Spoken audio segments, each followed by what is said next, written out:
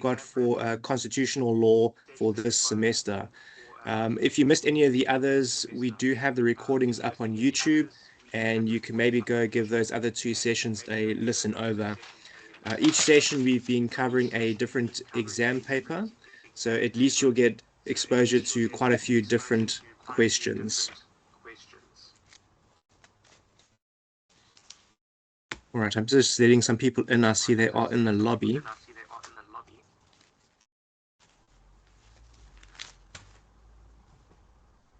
Okay, perfect. All right. I think what we'll do is, I'm not sure how many of you have been here for the last two sessions, but in a nutshell, constitutional law really comes down to a couple of key principles. And if you can understand those principles and master those principles, it'll go a long way towards helping you pass in the actual exam. So the first one that comes up quite a lot is the rule of law. So the rule of law basically means that everyone needs to abide by the law, and the law needs to apply equally to everyone. I see a hand up there. Agreement. Did you have a question before we got started? No question, Darren, but if you can please mute Rosanna because there's an echo. All right. Sean, would you be able to take care of that for me, please? I'm trying to find them in my list and I'm not seeming to find them. Let me see. I'll check around if it's your mic or someone else's mic. Oh, there you go. I found them, Mark. Yeah. Perfect. All right. Okay. So yeah. Okay. One of the things, as I was mentioning, is the rule of law. Part of that is what we call the principle of legality. Now, I know I have mentioned this in both prior sessions, but I think it's good to repeat it. There's no harm in hearing it again and again, because maybe come the exam, they'll ask you about one of these topics and you remember, there we go. Now I know why Darren kept repeating them. So it might be a little bit monotonous to repeat them, but I think it is quite important. So I won't go as much in depth because there are recordings you can listen to, but do remember that we have the principle of legality. And what that essentially means is that government can only exercise the power that it's been lawfully given to government. So they can't just willy-nilly do anything they want. There has to be a law in place that allows them to operate or to have that power. And the example we used last time was, for instance, issuing traffic fines if someone is speeding. We need to have a law in place for government to issue people with fines. If there's no law in place that says the government is allowed to issue a person a fine, it means that they are acting ultra vires, or in other words, outside of the power that they've been given, and therefore it's invalid. So really the rule of law, the principle of legality, just means that government can only do what it's been given power to do. What ties in as well is the separation of powers, and generally this comes up quite a bit in my looking over the last 10 years with the past papers. There has been at least one question in the exam where they'll ask you about the separation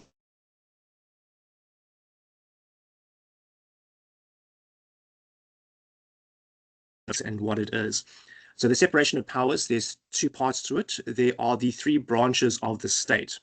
So this would be, for instance, the executive, the legislative, and the judiciary. And the important thing to remember here is that all three of these are independent and they all get their powers from the Constitution. For instance, the independence of the courts is guaranteed in Section 165 of the Constitution. The legislative power is vested in Parliament according to Section 43, and the executive get their authority from Section 85 of the Constitution. So we have three independent branches of government, and that's how we work our checks and balances. The other thing that ties in with this is we have the spheres of government. There are three.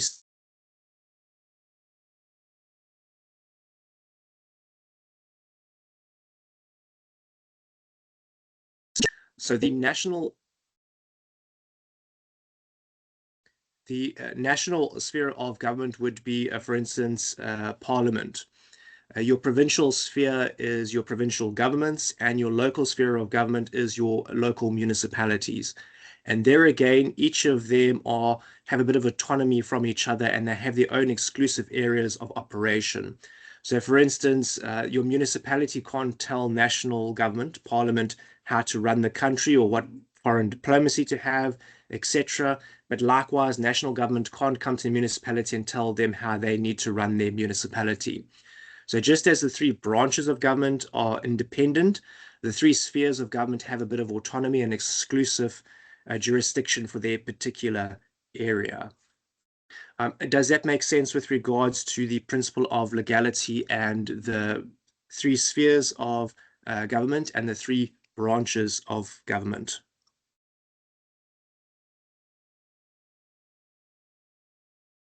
I see a hand up. Yes, Jennifer, what's your question? Hi, Darren. I wanted you to, can you kindly repeat the sections with regard to the legislative and the, what's that again, the executive? Because I know with judiciary is section 165, and I'm not sure which one is 43. And Okay. yeah. All right.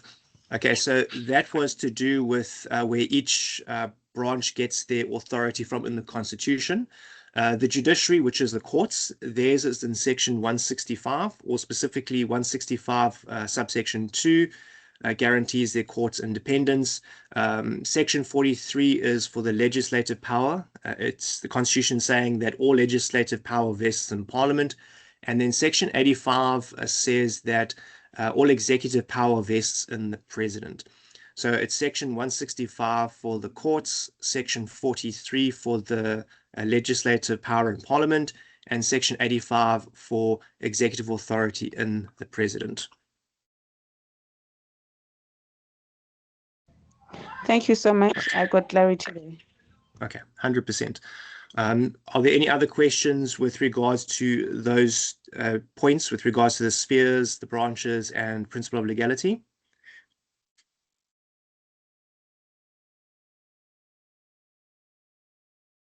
All right. It seems like that side is pretty much covered. Okay, just to go over the exam for those that are new, the constitutional law exam is 4 hours long, and it's proctored using the Invigilator app. So you need to make sure that you've got the app installed on your phone. What to remember with the Invigilator app is you can't use the same device that you're writing on also for the app. Meaning, for instance, if you load the Invigilator app on your phone, that's all your phone can do is run the Invigilator app. You cannot use your phone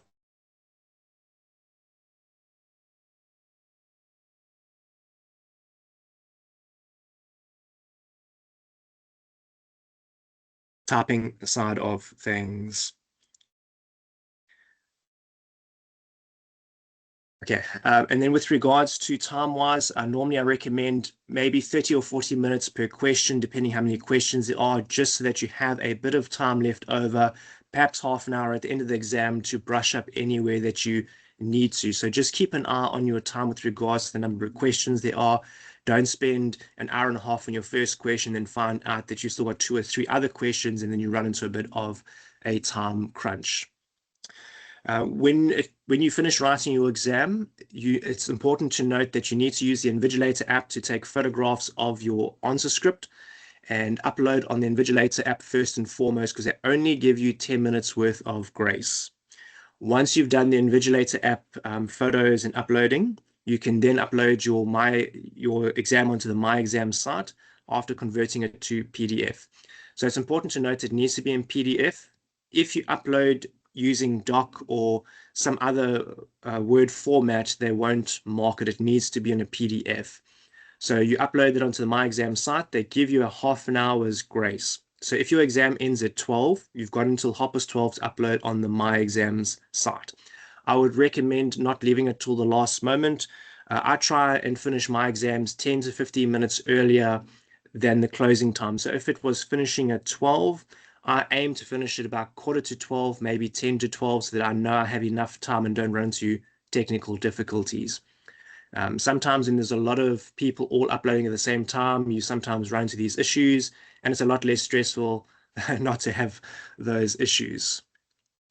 With regards to the layout for the there, Taveni, Christina, I see you got your hand up. Good evening, everyone. Darren, I hear you mentioning that we have to take photos of our script, even though we will submit over the portal. Then when we take the photo of our script, should we take it while it's still on the my word, or I can save to PDF and everything, take the photo and through the app before I can submit on the portal? Yeah, they don't specify which way they want. They just say you've got to take pictures of your answer script. I've done it both ways before, and I've never had a problem. So if it's still in the Word format, you can take photos of that. There's no problem. And perhaps it's a bit easier to do it while it's in Word because it saves you a bit of time. You can take the photographs, upload it to the Invigilator app, and then afterwards you can convert your Word document to PDF. But as I say, I haven't had a problem either way, and I haven't seen any specific instructions that say it needs to be one way or the other.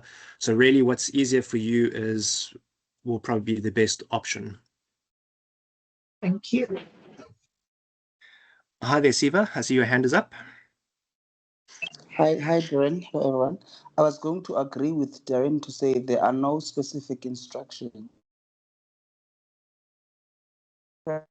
It randomly asks you, it can ask you to take a picture of your script while you are still writing. So the whole conversion to PDF might not be the case, because at that particular point you might be attending to a particular question. Depends on on what time is it when it asks you to take a picture. So I think it is not necessarily for you. It is not necessary for you to convert to PDF. You can do it while it's still on Word. Okay. That's actually a good point there. So I was assuming now we've finished our exam with regards to photos, but if you are during the exam, the Invigilator app will ping and it'll go beep, beep, take a selfie, take a picture of your script, your ID, driver's license, or whatever the case might be. If this is during the exam and they ask you to take a photograph, as Siva says, it will be of your actual Word document as you are typing it, wherever you might be. What I was referring to initially was once your exam is finished, you will then take those photographs, upload to the Invigilator app. So for that point, it doesn't matter whether it's PDF or if it's not, but if you're on the process of writing it, it will obviously stay in Word, as Siva was saying there. I see we have another hand up. Oh, sorry, I pronounced your name wrong, Irene. What question do you have for us? Yes. Hi, team. The question I have is, I heard Prof said in yesterday, the other day's lecture, that we are not allowed to be researching or Googling any information while we are writing. But my problem is he always use implicit or, as I say, bombastic words when in her questions. So will I be penalized if I can just easily Google? Let's say, for an example, if I have to Google what is unambiguous or ambiguous, or those kind of bombastic words that she always use. Because if I don't get that word, this means I'll lose that 25 marks because I won't know exactly what is needed for me to answer, because just one word can make a change in your answer. So if for me just to Google that word, what is ambiguous or unambiguous or explicit, if I don't know the word that she's going to be using, because I've realized in the past question papers, she always drops these big words, big English that sometimes we are not familiar with.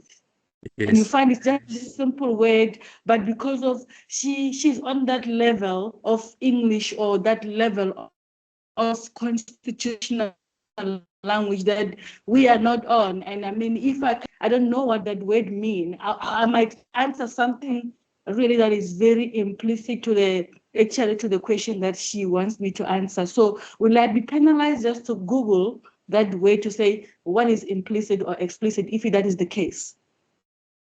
Yeah, no, 100% understand what you're saying there. Sometimes the words they use, obviously being in academia, they're used to very fancy language, if I want to call it that. To my mind, I can't see anyone being penalized for looking up the definition of a word. I know last semester, Professor Lee put in like a miniature dictionary, if you want to call it that, at the bottom of tutorial letter 102, I think it was, which was the wraparound study guide for the module. And she, if I remember correctly, mentioned you could look up the meaning of the words in there. With regards to Googling, for instance, a dictionary word like that, to myself, I would say I can't see that being a problem because all you're doing is wanting an explanation of what the word means. So obviously I can't speak on behalf of UNISA or Professor Lee, but I can't see it being a problem because all you want to know is what does the word mean. Now, normally when you're like in school or you're in a hall or something like that, normally you are able to ask a monitor, you know, there's this word, I don't know what it means, sort of thing. I'm not sure, maybe Sean, I don't know if you've heard anything with regards, or if you can remember anything from last semester with regards to looking up the definitions of words that you're unsure of. Yeah, I'm not sure I remember anything that pertains to looking up words in particular, but I remember that the point that Professor Stone stressed was that what is important is to sort of limit our sources to, I think, the given material. I'm not sure if we can consult material outside, and that is what I remember. So I don't remember there being a ban, if you will, on, say, looking up the meaning of words. But I think what she was stressing was just to limit our sources to the given sources, because some people end up, you know, quoting some stuff from the US Supreme Court of Appeals because they end up searching for these answers on Google.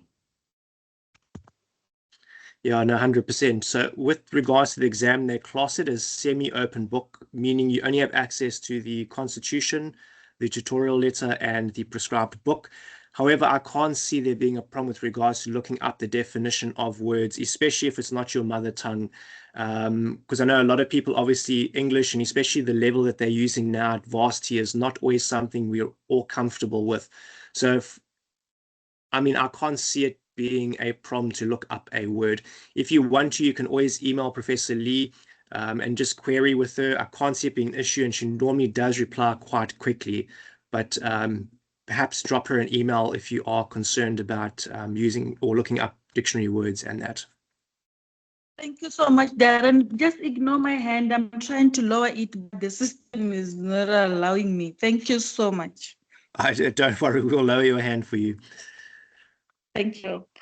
All right, so yeah, as Sean was saying, there are limited sources that we're allowed to use. Last semester, it was specifically said we could use those three sources. It's the Constitution, it was the tutorial letter, which acted as a study guide, and then the prescribed textbook. That is what we were allowed to use. So you were able to go and look information up within those bounds. So for instance, if there's something about separation of powers that you couldn't quite remember, or you know where it was in the prescribed book, you could go and look it up in there. But really, you shouldn't be Googling for information.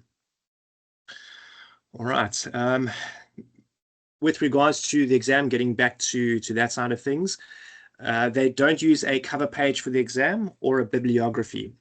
So on the cover page side of things, you simply put your name and your student number, and then you start with question 1, question 2, and so on and so forth. Remembering correctly, they said to please not put each question on a new page, because the marking software that they use, they can only load up one page at a time. And sometimes it gets a bit annoying when you've got all this blank white space between the questions. So put your name, your student number, start with question 1, finish question 1, go to question 2, and so on. And then also there is no bibliography. Professor Lee prefers that you use what she calls detailed footnotes.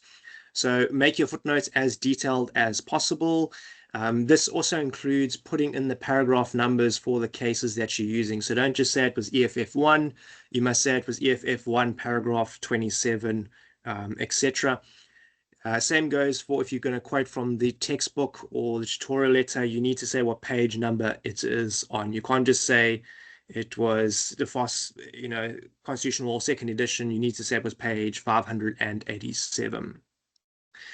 That's pretty much it for all those notes there. Let's move down to answering questions. Okay, so for most of the questions on the exam, barring the first question, usually the first question is either short form answers or true or false, depending on how they set the paper. But there will always be 2 or 3 other questions which are long form questions. So these are sort of like mini essays. You can't do bullet points to answer those ones. They will fail you for that. As Professor Lee keeps saying, academic writing, you don't use bullet points. So you've got to do sentences and paragraphs to answer the majority of the questions, barring, as I say, number 1. Usually number 1 will either be true or false or short form, meaning like a paragraph. But all the others you'll do quite a bit of writing for them. But we'll go through that now on this exam paper, and you'll be able to see more or less how to tackle the questions. Last thing before moving on to the actual exam paper, people keep asking, how much writing do we need to do? As of last semester, in one of the classes, Professor Lee said that for a 10-mark question or for 10 marks, you should be aiming for about half a page to 1 page of writing. Bear in mind, this is just a guideline. Excuse me, it's just a guideline. So long as you answer the question sufficiently, whether you did in half a page or 1 page, it's irrelevant. But if you are concerned if it's too short or too long, the guideline is roughly half a page to 1 page for a 10-mark question. So a 20-mark question, for instance, might be 1 to maybe 2 pages at most. All right, are there any other questions with regards to the exam format or what to do with regards to the Invigilator app or proctoring or anything along those lines from the admin point of view before we move into the actual exam paper? Hi, Darren. Sorry for not raising my hand. I wanted to ask with regards to, and I know this seems like a very obvious question, but with regards to case law, if I'm gonna be using a case, do I have to reference that one as well? Since we don't have, since how can I put this? Since we can't use the cases as sources, I don't know if that makes sense. But yeah, are we supposed to footnote reference the cases as well? As far as I'm aware, everything has to be referenced.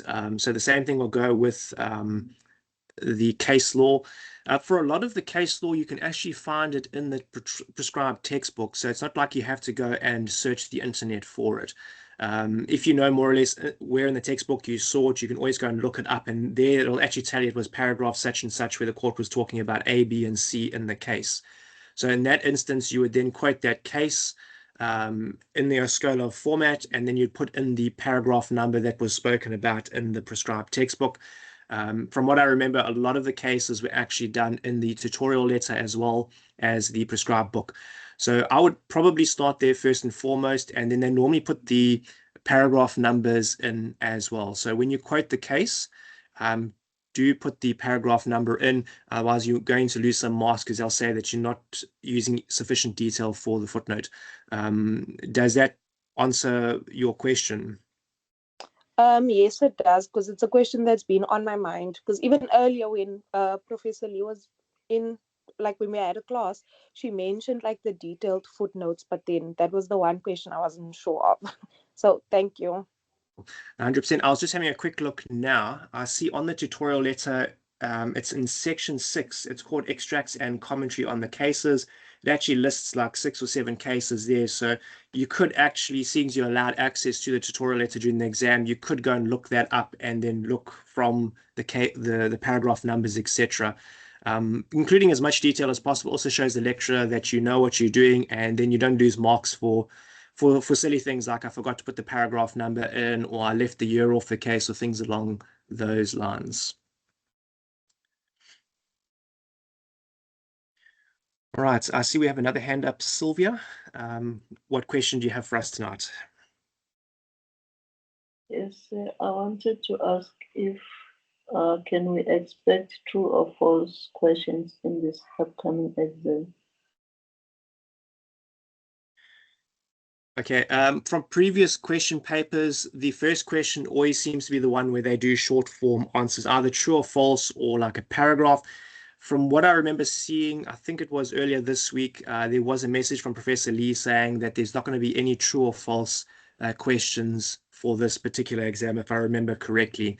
So you'll more than likely find from past papers when they don't do true or false, they actually do short form answers in the first one. So instead of being 1 mark true or false, it'll be maybe 4 or 5 marks and give a paragraph or two why the answers, whatever the case might be.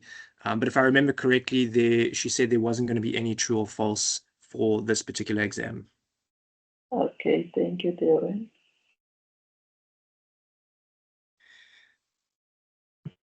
Okay, I see we got another hand up, Rukaya Nalani. I don't know if you pronounce your name correct there, though. You'll have to let me know. Oh, so your hand's gone down.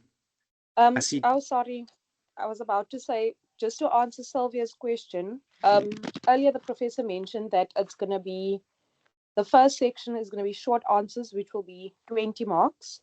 Then the second question being like a very short essay, and then the other 2 questions is going to be long essays. So that's literally how she put it, just for those people wondering about the format of the exam. All right. No, perfect. It's good to know that we're on the right track, so it's always good.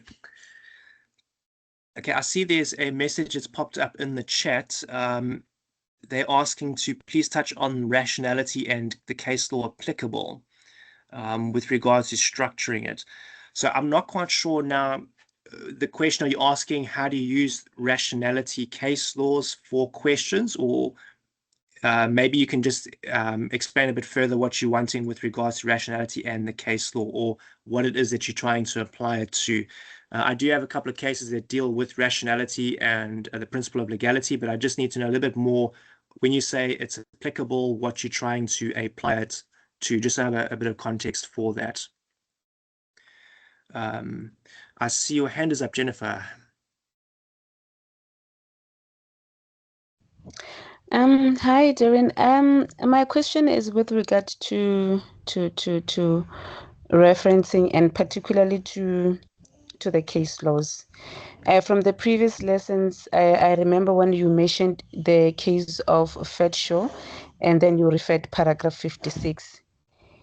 And my worry or my concern with this regard is let me say, for example, I'm referring to Fedshaw from the prescribed textbook, and I honestly don't see paragraphs there, because I just see this, I don't know what those small numbers you call them. Do they call them a detailed footnote or what? I'm not sure about that.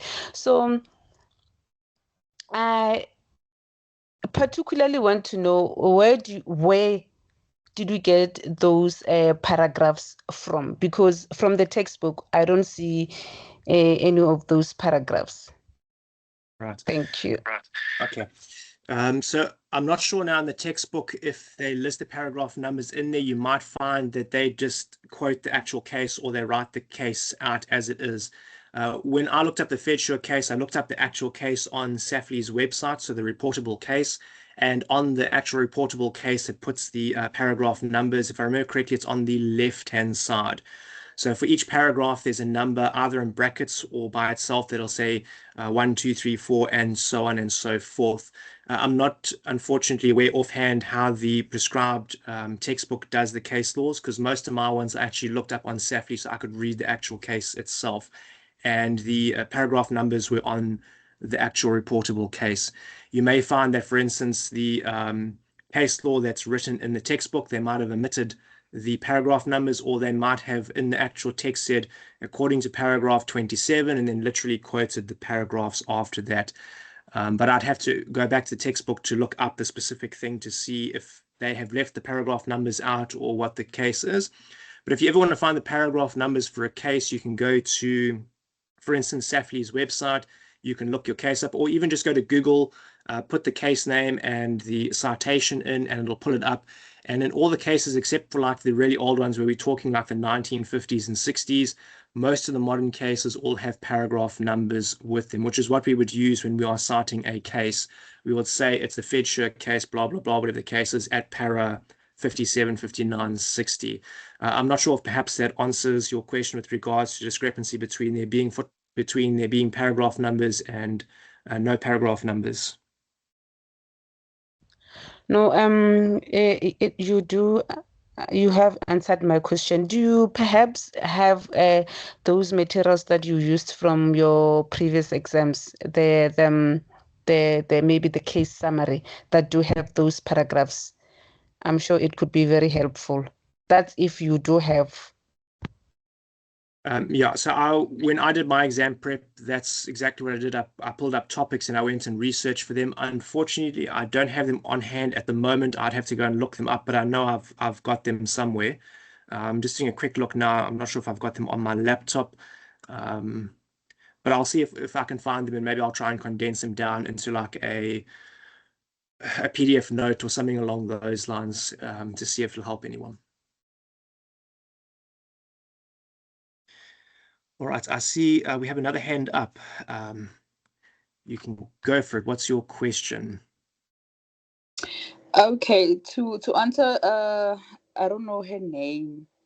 Checking on the TL, the updated one, there are case laws. There are case laws, and I see they've written the paragraphs there from page 95 until page 223. You can check all those case laws, and they do have paragraphs there, the numbered paragraphs. Okay. Sorry, I didn't get that. I'm sorry. They were just saying that in the actual tutorial letter, the case law does have paragraph numbers on it in the tutorial letter.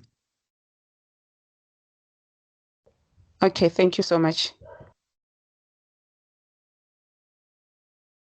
Right. Any other questions before we move on to the actual exam paper?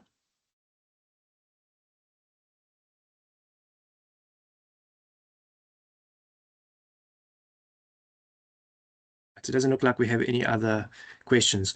All right, so what I'm going to do now is I shared a 2020 October exam paper on the WhatsApp study group. So if you've got your phone, maybe you can minimize the Teams app and you can open that up. Otherwise, I am going to now share it on my side. Let me just get to where it is.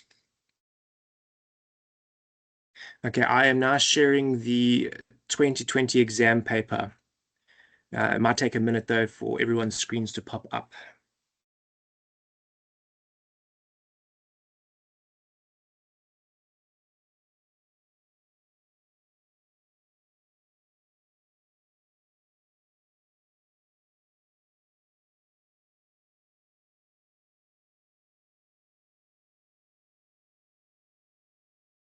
Okay, so I saw a thing saying it's visible. So I'm assuming if you can just give me a thumbs up, everyone can see the question paper. Yes, Bongani, I see your hand is up. Yes, Darren, is it 2020 paper or 2024? It'll be the 2020 October paper. I've got it shared on the screen now. I'm hoping that you can see it on Teams. All right, there it is. Okay. If you want, I have shared the copy on the WhatsApp group as well for those that want to maybe zoom in or scroll through it, whatever the case is. Otherwise, we will scroll through on Teams here as we're going through the questions. Just going to get to where the questions are.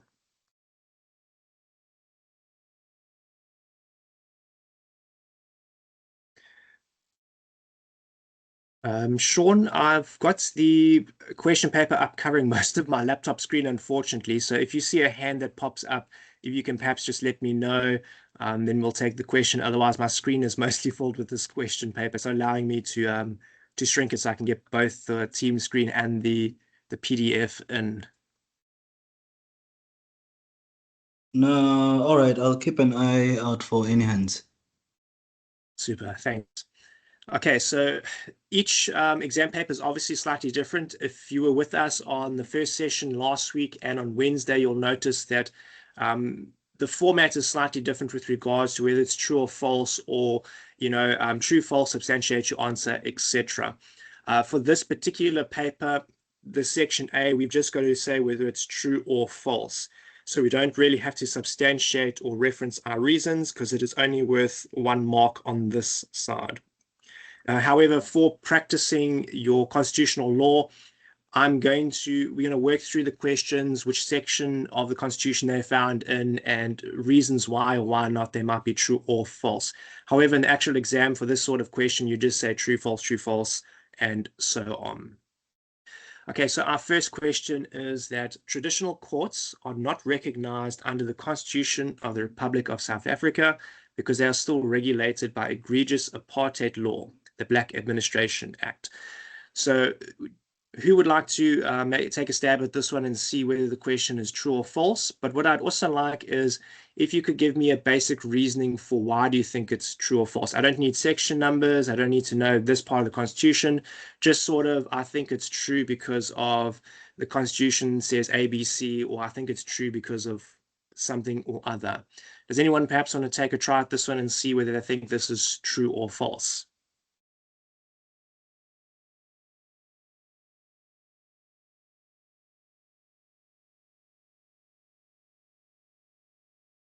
Sure.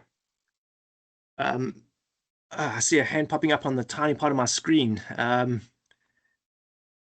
Bongani, yes. Sure, Darren. In the past, traditional courts and traditional law have always been discriminated against. Ever since the whole constitutional law started in South Africa, the traditional courts have always been discriminated. But now, on democracy, on democratic constitutional law, our 1996 Constitution allows for courts to use customary law as long as that customary law is not in conflict with the Constitution. I don't know if I'm answering the question correctly. Okay, so I like your reasoning, but so you're saying the statement is then false? Yes. Okay, no, 100% you spot on there. So you'd get full marks for that one, false, and if I was a lecturer, I'd give you another half a mark, just because you explained it so well. So you're 100% right, this statement is false, because Section 211 of the Constitution recognizes African customary law. And if you go one step further, Section 39 says that, for instance, it doesn't deny the existence of any other rights and freedoms, including those from customary law. So perfect, you get yourself 1 mark so far for your exam. See, it's fairly easy to go with. The first and foremost things that we're always looking for is what does the Constitution say? So that one was fairly straightforward. What about this one? The Constitution of South Africa is a flexible constitution. Now, this you won't find a specific act in the Constitution that says I'm a flexible constitution or I'm an inflexible constitution. This is more how we view whether a constitution is flexible or not, and was covered in the tutorial letter as well as the prescribed book. So they give certain requirements for whether they would consider something flexible or inflexible. Does anyone perhaps want to see if it's flexible or inflexible? All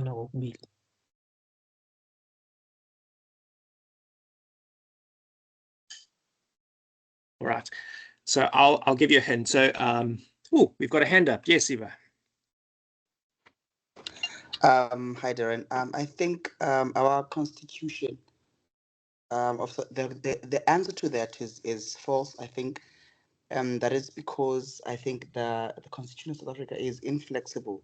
The reason for that, okay, firstly, when we're talking about a flexible constitution, we mean that it enjoys same status as other laws of the country, right? And also, okay, it's inflexible in this case because it requires a special amendment procedure. if we would want to amend the constitution, there's a certain procedure that we would need to follow. So I don't think it's flexible. Nope, 100% you spot on there. This statement is false. As you were saying, it requires special procedures and conditions in order to amend the constitution. So it's not very easily amended. Therefore, we have an inflexible constitution. So spot on. You've got yourself 1 point for your exam mark. Yay. Number 3, democracy is the central pillar around which the South African state is arranged, thus making South Africa a constitutional democracy. So true or false? Who thinks this is true or false?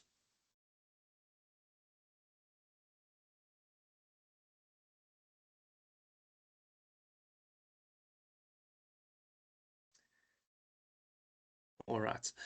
So I would say that this statement is true because Section 1 of the Constitution says that the Republic of South Africa is a sovereign democratic state. So I would say that in this case, it's true because democracy is our central pillar. What about number 4? Judicial authority in South Africa is vested in the president, who appoints judges of the Constitutional Court. Is that a true or false statement? Does the president appoint judges of the Constitutional Court?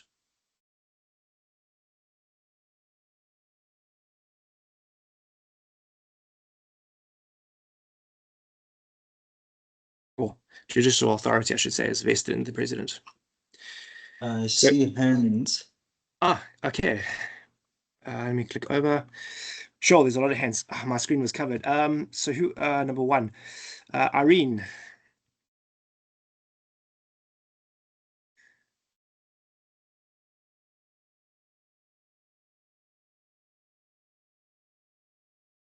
Okay, we've lost their hand. Abi Umplombo. I'm not sure if I'm pronouncing your name correctly.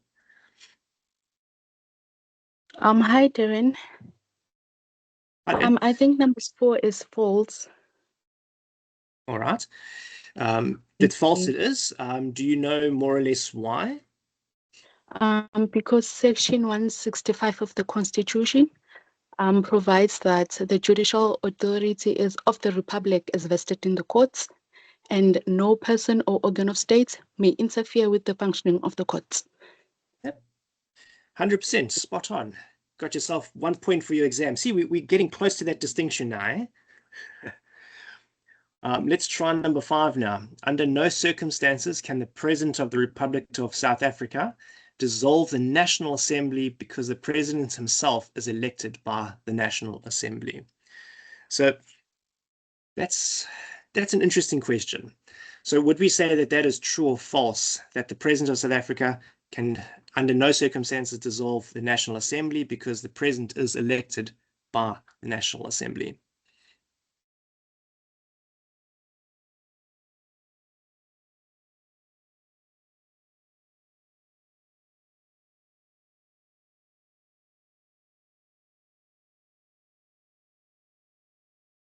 All right, so I don't see any hands coming up there, so okay. All right, so this one I would say is false because Section 50 of the Constitution empowers the President to dissolve Parliament only under certain conditions. So, for instance, Parliament has taken a vote to the effect of dissolving Parliament, or 3 years have passed since it's been elected, or if the Assembly fails to elect a new President, then they have to dissolve. So the President is able to dissolve Parliament. Let's try number 6. The President is obligated to appoint ministers only from the National Assembly. And that's quite a key word there, is only. So true or false, can the President only appoint people from Parliament, or can the President appoint people from outside Parliament? I'd say... You'd say it's... No, sorry, I wanted to respect the hands which were raised, but the statement would be false because I think the President can appoint is it 1 or 2 ministers from outside who are not part of the National Assembly, like your Hosientu Rama, the electricity minister? Yes. Nope, 100%. That statement is false, and you spot on there. The Constitution in Section 167 allows the Section 91 allows up to 2 ministers from outside Parliament to be appointed. So spot on with that one. What about the Supreme Court of Appeal may decide disputes between organs of state in the national or provincial spheres concerning the functional status of any of those organs of state? True or false? Can the Supreme Court of Appeal decide those kinds of disputes between organs of state?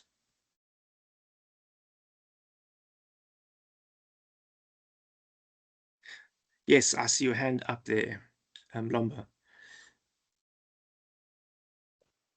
I think it's false.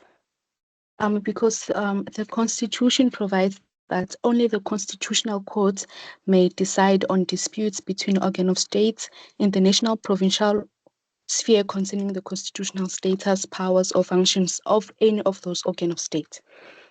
Sure, 100%. You spot on there. See, constitutional law is not that hard, eh?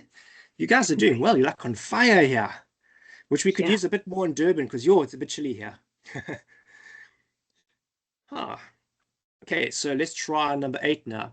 A decision of the Judicial Service Commission about the appointment or non-appointment of judges is not reviewable by a court of law. So true or false? This one actually took me a while. I had to really think about this one. But what do you guys think? True or false? The JSC, the decision is not reviewable if they do or don't make an appointment.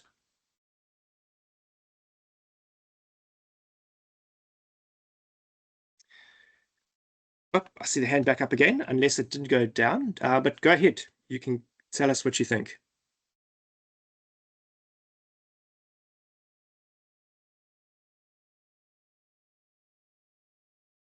The hand must have been left up by mistake. All right, does anyone perhaps want to take a stab at this one before I say what's what?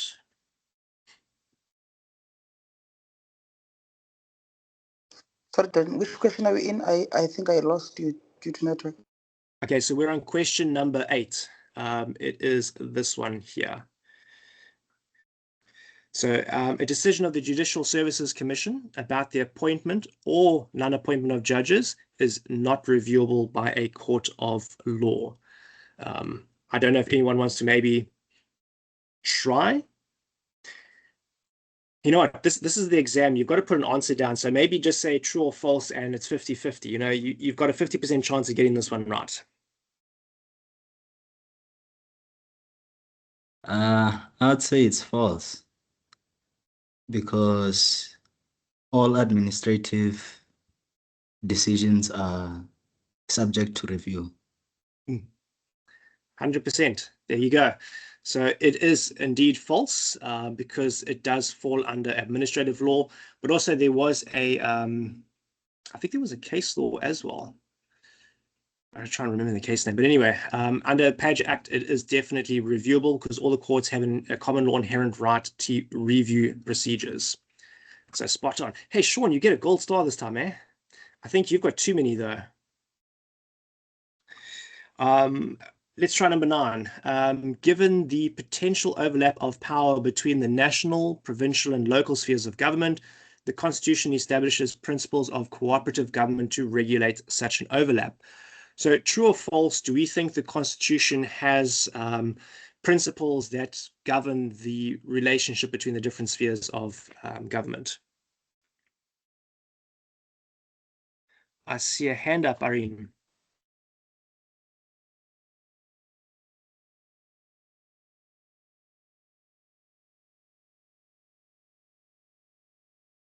You can speak, Irene. I think it's true. Sorry, I didn't hear that last part. You were breaking up. You said it's? That is true for. Oh, yes, it is indeed true. Do you know which sections of the Constitution? For like bonus points, we'll give you like 5 gold stars. Schedule 4 about interrelation, the spheres. Sorry, it was breaking up on my side. You said it was? I think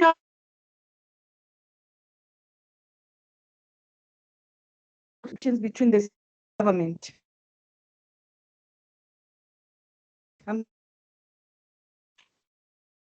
Okay, I'm battling to hear that the last part there, but you are right. It is true.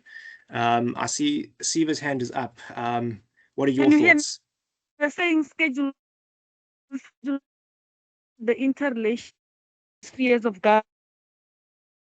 Oh, okay. Yeah, you were talking about the schedules, probably 4 and 5, which talks about the concurrent competencies of each of them. That does apply. What you can also do as well, in addition to that, you can say section 40 and 41 of the Constitution, which is the cooperative governance framework, actually specifies how the different spheres of government must work together with regards to, they can't just rush to court. They need to first and foremost work together, do some arbitration, and only as a last resort end up in court. But yes, the schedules also determine who gets what sort of concurrent competence. Let's do number 10. Okay, so in the Premier of Limpopo Province v. Speaker of Limpopo Province, it was held that unlike Parliament, which has plenary legislative powers, the legislative powers of provinces are clearly defined. All right, so you guys obviously don't have this case law in front of you, unless someone perhaps wants to take, or they know this case and they want to have a, oh, I see a hand's already gone up. Yes, Irene. Question, but I'll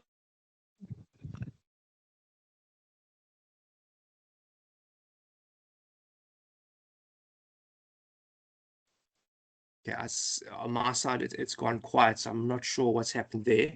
But with regards Can you to, hear me? Yeah, I can just hear you now. For the board, you have to answer that. Yeah, no, I'm also struggling to hear Irene's line. I think the line is really bad. I'm sorry, Irene. It seems that you are coming in and out. I don't know if it's perhaps, maybe it's the network is in and out, but we're hearing you every now and again, unfortunately. All right, so for this question. Answers in the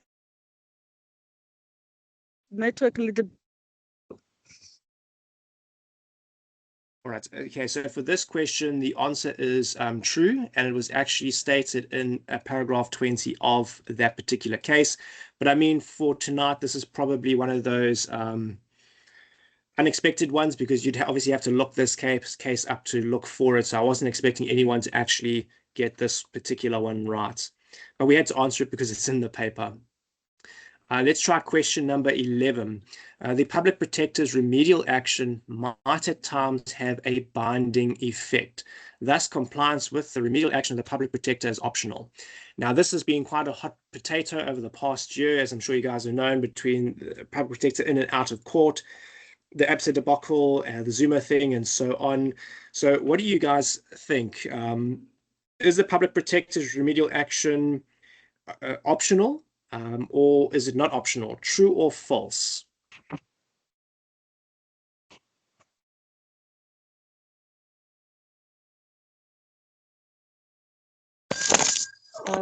This is false. So I think this is covered in the EFF1 case, that Yes. the findings of the public protector should be taken into consideration. They are binding. Yes. 100% spot on. This statement is false. The court did say that her or the public protector's findings can indeed be binding. And in that particular case on EFF1, it was at paragraph 24 where the court actually said that the findings are binding. Spot on. Number 12. Oh, it's another case one. In Economic Freedom Fighters versus the Speaker of the National Assembly, it was held that since the National Assembly plays no role in the appointment of members of the cabinet, it does not have the power to remove members of the cabinet from office.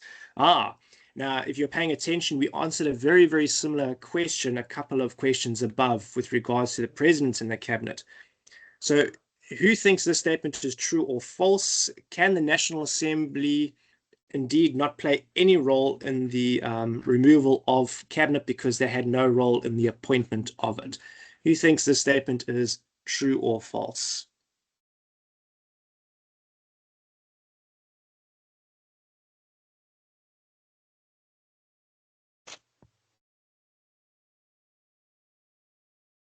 I'll give it a shot. I would say it's false. I think in the same case, the Constitutional Court held that there are provisions in the Constitution, and it was for the Speaker to rectify their processes to deal with how they handle issues of impeachment and or the vote of no confidence, so that then they can do as required to hold the cabinet members accountable.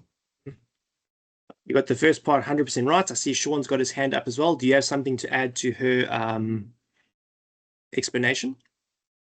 No, Darren, I just saw a notification come up and then it said we had 5 minutes left in the meeting. So I didn't know there was a time cap. Oh, but okay. I think what that might be is I put this on the calendar and I just put I think 7 to 8 on it. I think it might be telling us that it's almost 8 o'clock. I don't, as far as I know, it doesn't stop the meeting as far as I'm aware. But if it does, I'll just restart it again. all right. No, that's cool. Perfect. So yeah, you got that one spot on with regards to the statement being false. I'm super impressed that you even remembered the court case and what the court was saying, because they did indeed say that although the Assembly doesn't play a role in the appointment of the members, it does have the power to remove them from office. So if I could give you more than 1 point, I'd give you like 3 points for that one, because you even knew the case. So, or maybe like 3 gold stars. Right. The executive power, so we're going to do question number 13 now. The executive power conferred upon the president to appoint and dismiss ministers is wide-ranging, but at the very least, the exercise of power must meet the test of rationality. Now, there was someone in the comments who was asking about rationality and how it applies, so this will be a good example for that. So true or false, the executive power conferred upon the president to appoint and dismiss ministers is wide-ranging, but at the very least, the exercise of power must meet the test of rationality. Who thinks the statement is true or false?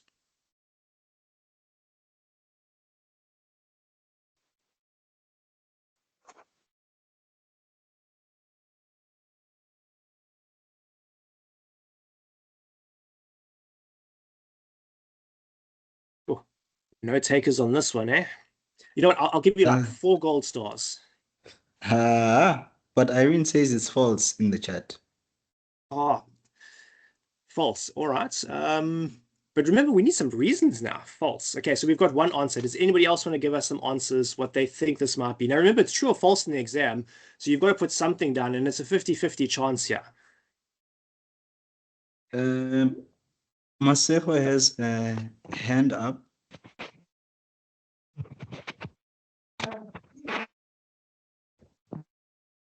Yes, you can go for it.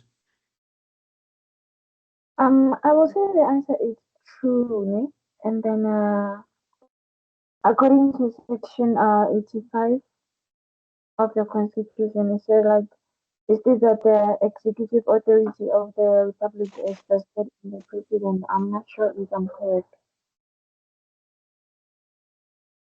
All right. Okay, so for is there anybody else who wants to try this one before I add my 2 cents?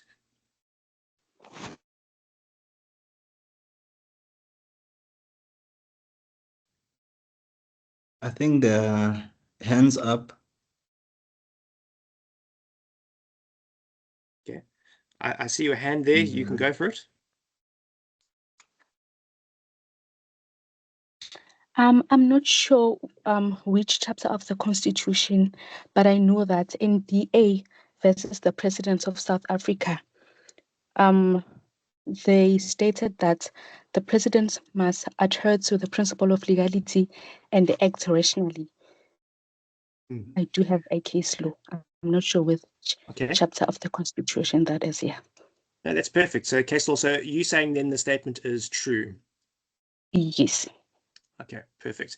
Anybody else want to try, or are we going to like go for the answer?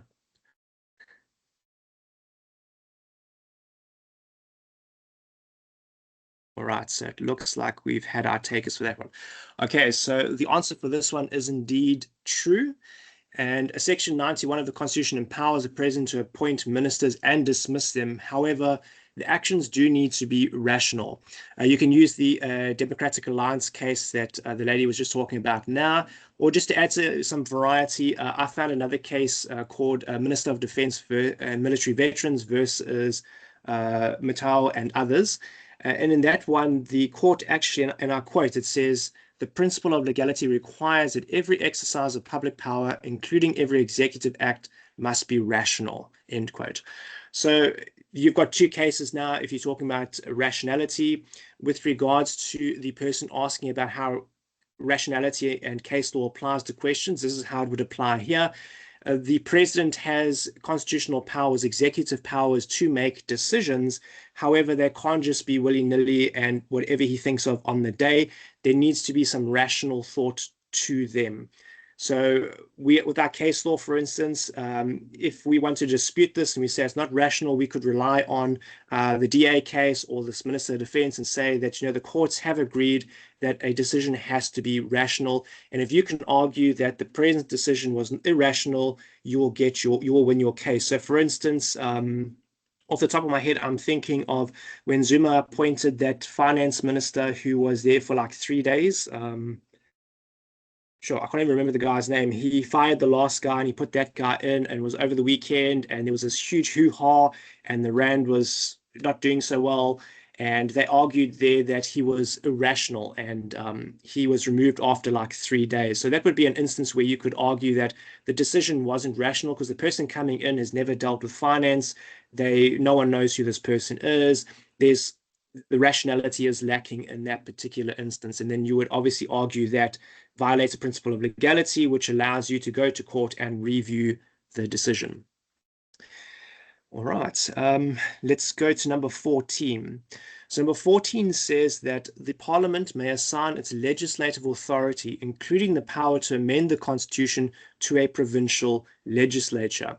So do we think this is true or false, that Parliament can give this authority to somebody else to amend the Constitution? Who wants to try this one out?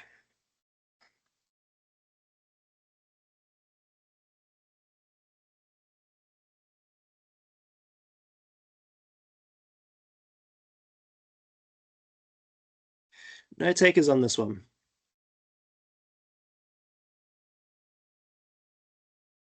All right. How about, all right. Last chance. Oh, Jennifer, there you go. See, you came in on the last call. It's like we're running an auction now. You guys are waiting until that last possible moment. Go for it, Jennifer.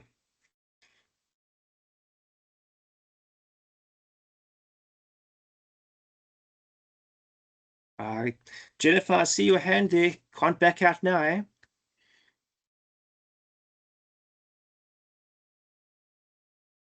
Oh, okay, now I'm gonna have to do that auction thing. So Jennifer. Hi.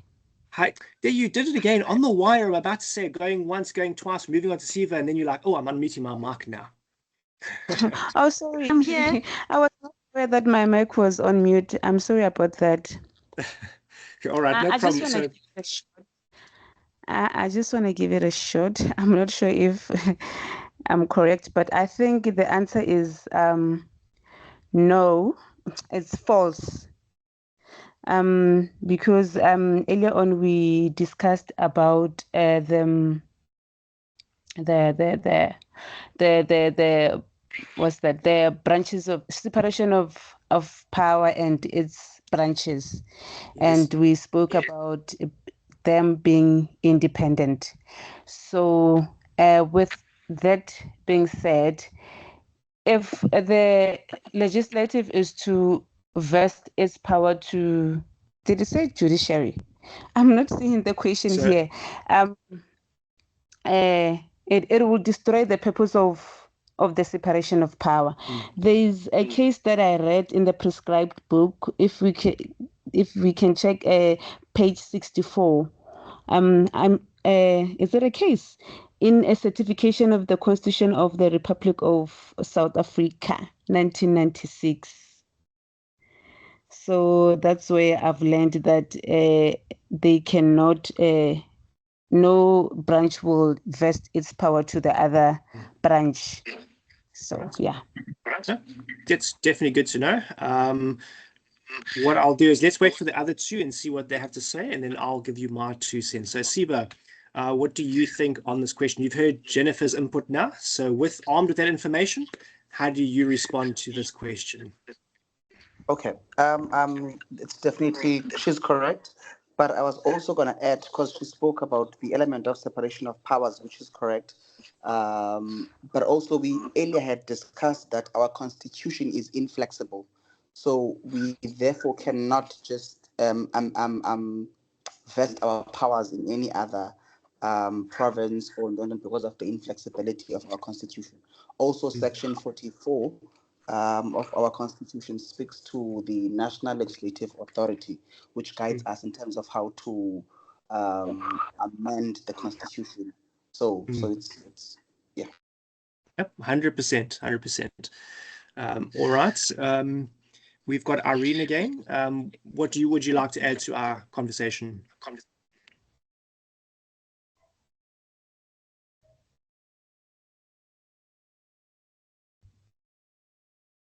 Say other power expect institution they can point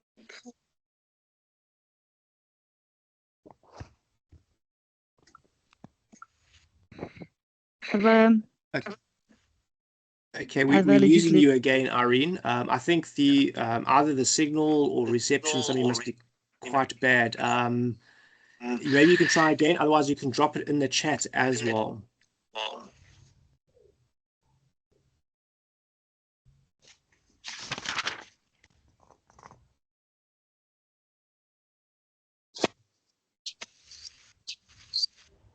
Okay, so I'm not getting anything on my side from Irene again. I think there might be a bad connection.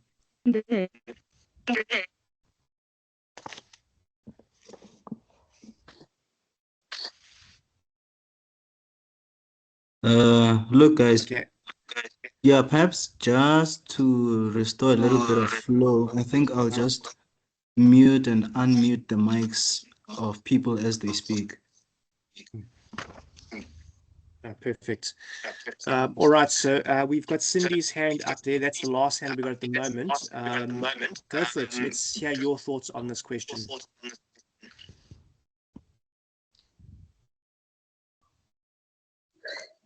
Okay, hi everyone. To answer the question, the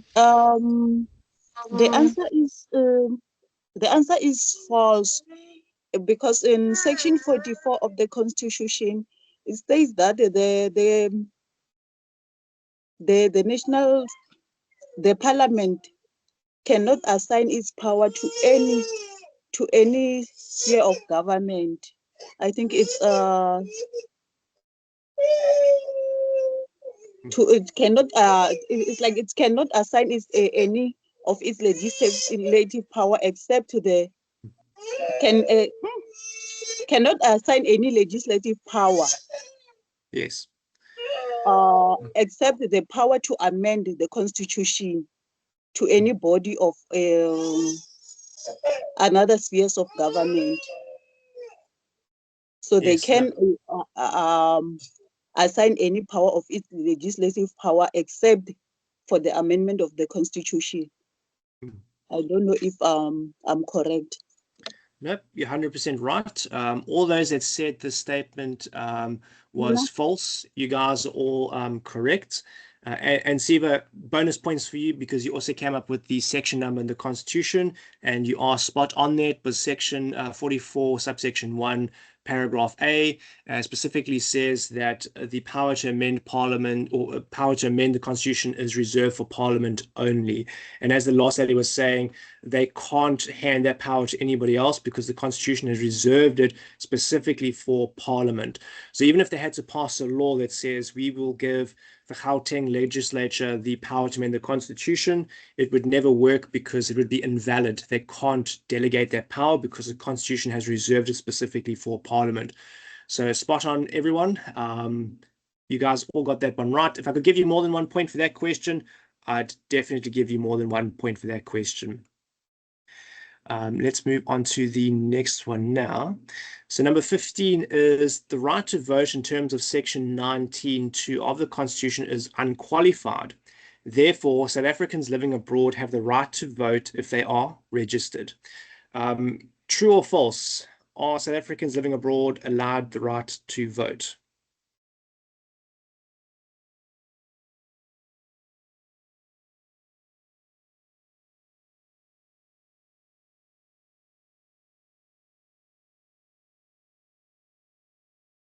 Hey, Darren, could you please just repeat that last part? Okay, so question 15 is the right to vote in terms of section 6 in terms of section 19(2) of the Constitution is unqualified. When they say unqualified, it means there are no strings attached. So therefore, South Africans living abroad have the right to vote if they are registered. So true or false, if a South African is living abroad, do they have the right to vote if they are a registered voter?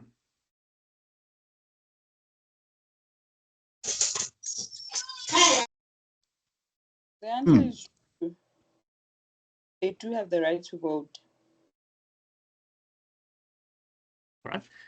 Definitely spot on. They do indeed have the right to vote. So in this case, that came about because of case law in Richter versus the Minister of Home Affairs. The court said that it was unfair discrimination that only some people were allowed to vote, in this case, government employees, whereas private citizens overseas weren't allowed to vote, and therefore they said it was not constitutional. So everyone is allowed to vote, whether they're in the Republic of South Africa or they're outside the Republic of South Africa. The only requirement is they must be registered as a voter to vote. So spot on. Question. Yes, Sean, I see your hand has gone up. Yeah, I think Jennifer had her hand first, but I just wanted to explore a different nuance on that question after Jennifer proceeds with the question, if it was a question or an input. Okay. Jennifer, did you have something, some input on that question 15? Yes, sir. I just wanted to ask based on question, was it question 15, the one of the right to vote? Yes, I know they do have the right to vote, but then now my other concern is it qualified or unqualified? Okay, so I don't know if I do make sense. I don't know if it's possible for me to minimize this and also read the question at the same time, because your questions, like here, it just shows up to question number 6, the one that pops on the screen. Okay, so just to check, can everyone see? I'm on my side of the screen is showing that I'm sharing from questions 14 to 19. Is that the screen everyone's seeing, or are they're only seeing up to question 6?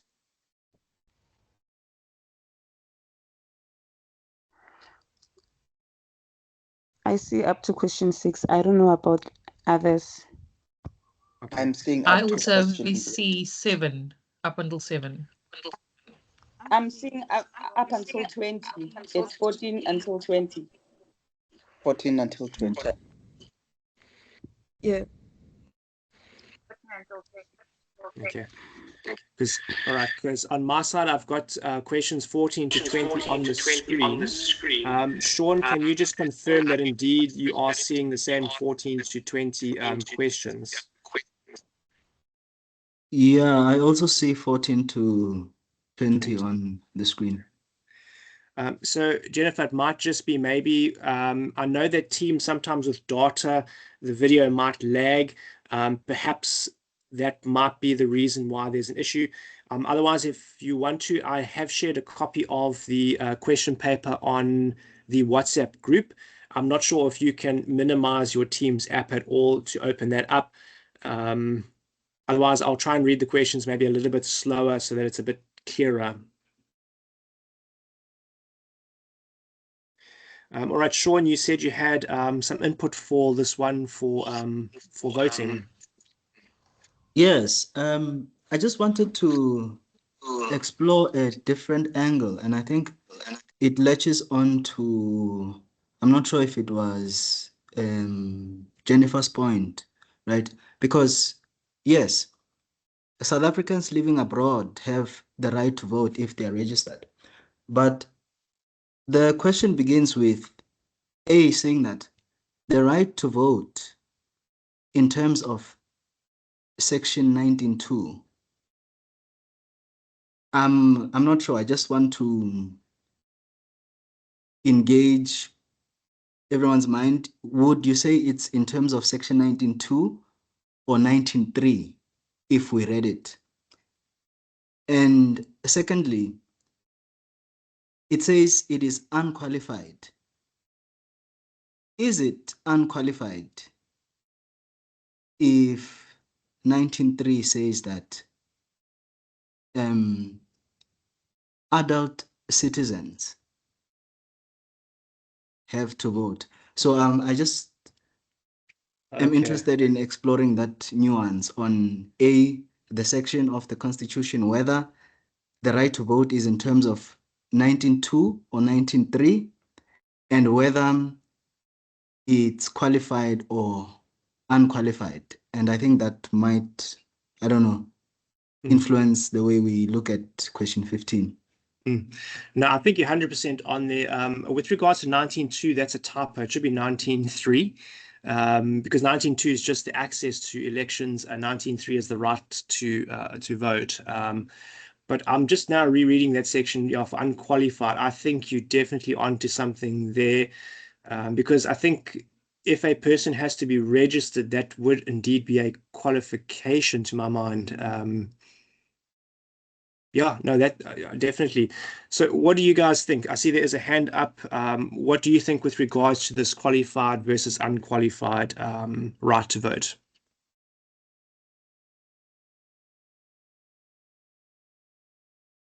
Masego, I see your hand is up.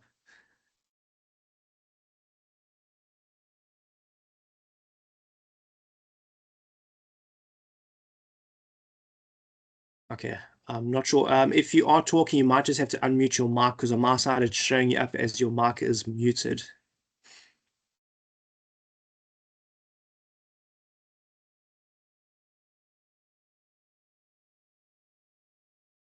Okay. Hi. Sorry. Hi, we can hear you. Yes, I think it's a bit what Sean is saying, if I remember what he was saying, it's that 19.2 says it's unqualified, and then he's looking at 19.3. Perhaps the first part of the sentence, it's a statement that makes you wonder whether it's unqualified in terms of 19.2. But then when you go down, South Africans living abroad have the right to vote if they are registered, which becomes a qualification. Then the second statement can qualify for 19.3. because then it further talks about every adult, which then gives it a qualification to say not everyone is allowed to vote, because then there's a criteria in terms of voting. And one of those could be an adult above the age of 18, and they have to be registered, which is further criteria. Might not be in the Constitution itself, but might be in the further criteria of the Electoral Commission. So, and given that it's a 1 mark question, we have to either look at the question itself. And for me, the question is South Africans living abroad have the right to vote if they are registered, and that for me is a true. Thanks. That's a very good point. See, now this is the fun part. We get to really discuss these. I see Siva's got his hand up. What sort of input do you have for us on this? What are your thoughts on the unqualified versus section 19.2 and 19.3? I think the previous colleague might have captured me pretty much. I'm not sure if I still have to continue make the point I wanted to make. But I was going to say, with section 19, subsection 2, and subsection 3, it keeps saying, for example, subsection 2 says every citizen has the right to vote, has the right to free, fair, and regular elections. Then I was going to say, does it not then ask us, it needs us to ask ourselves what qualifies a person to be a citizen? Right? Can they then still be citizens while they are living abroad? Then we would have to question citizenship and how, whether one becomes a citizen by birth, that whole process of one is a citizen of South Africa by birth, whether they are a citizen or the dual citizenship. So a person living abroad then would still be considered a citizen, a South African citizen, which then gives them the right to vote, given that section 19 subsection 2 is saying every citizen, and I think I was just reminded of what we learned in fundamental rights, where it says where every time we interpret the Constitution, we must stick to the purport of the Bill of Rights, but it was just a thought. That's some good thoughts. Now, Sean, you opened this can of worms. You've got to wrap it up quite nicely for us now, eh? No, in fact, I think I'm taking us deeper into the woods because we're in the Constitutional Court now.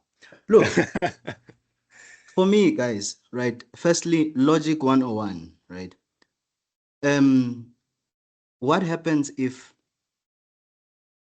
a true conclusion is preceded by a false premise?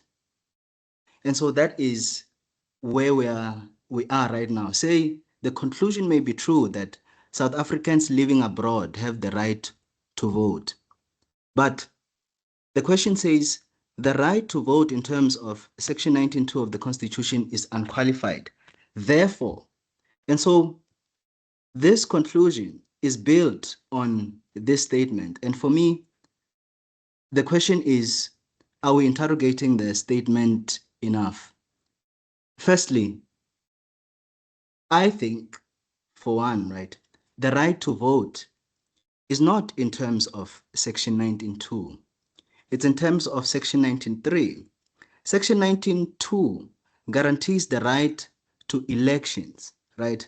And so the right to free, fair elections may be unqualified. So someone who's not voting, a child of 5, 6 years, may enjoy the same right to an election in terms of section 19.2. But section 19.3 qualifies the vote for me, right?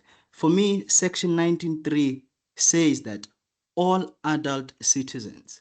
And so while the conclusion may be true that South Africans living abroad have the right to vote, I'm just wondering what the truth value of that statement is if the conclusion is preceded by what I think is a false premise.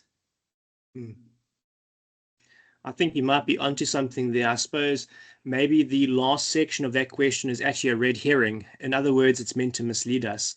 So because 19.2 is elections, the right to have regular elections, So I suppose if we look at that point of view, it's got nothing to do with voting per se, so which means the rest of the question it would be moot. So I suppose one could say that it is false because 19.2 is talking about having elections, not about the right to vote. And then I suppose if we had to look at the word unqualified, we could say, well, 19.3, as Eva pointed out, said that it's every adult citizen. So that is a qualification in itself, in the fact that you've got to be an adult and a citizen. So perhaps this whole question is a red herring because we're trying to analyze it in sections 19.3 and 19.2. In the meantime, they're looking at it as section 19.2, and it's false because it's not even related to 19.2. I don't know. That would be my 2 cents here.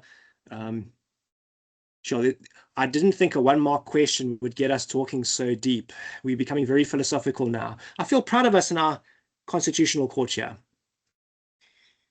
So what I think we need to do, just from a time point of view, although this question is very fascinating, it's even got me thinking now in the back of my mind, what do they mean by unqualified in 19.2? I think just for time purposes, maybe we move on to the next question. And then if we have time, maybe at the end of the session, or someone wants to chat about it some more, we can chat about it. But I think for a 1-mark question, I think we can leave that one for now. But awesome. Okay, so we can move on to question 16, which is also part of part A. The question is that the National Council of Provinces oversees the national executive by reviewing intervention of the national executive in a province. So what are we going to think on this one?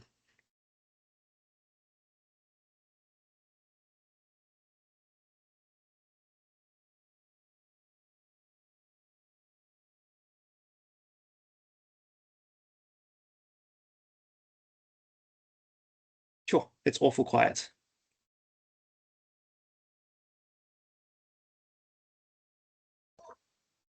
Yeah, my 2 cents, but I don't really understand the NCLP. But with the first part of the question, where it says it oversees the national executive, I think not, false. They oversee the provincial executives. Then the rest of the question, I think someone else can answer. There we go, teamwork. So this one, I didn't make many notes for this particular question. So you guys are welcome to let me know what you think of it. I know there is a section of the Constitution specifically for the powers of the Council of Provinces. But I could throw out a red herring and say, but section 55 of the Constitution says that the National Assembly has oversight of, for instance, the executive. What do you guys think with that?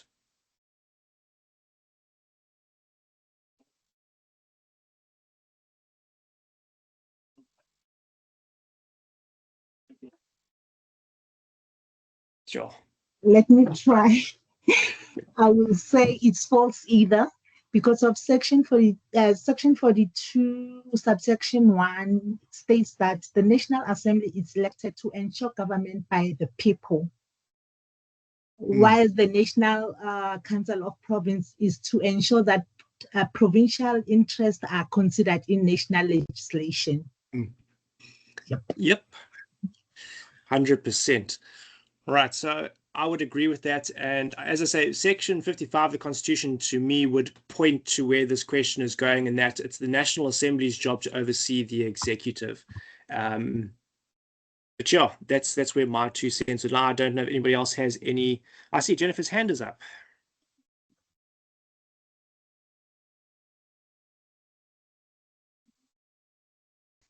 So, my hand is still up. I'm sorry about that. I wanted to answer the question, but it looks like someone already answered it, because I wanted to refer to section 42, subsection 3. All right. Yes, yeah. So our consensus then is this statement is You think it's true or false, this one? Oh, for me, I say it's true. Looking at section 42. Actually, I don't have that on my notes. Now I'm going to go check that out. Section 42. Maybe I can read it for you, where it says, what does it say? Oh, I can't see it. It's just, I'm trying to look through my laptop.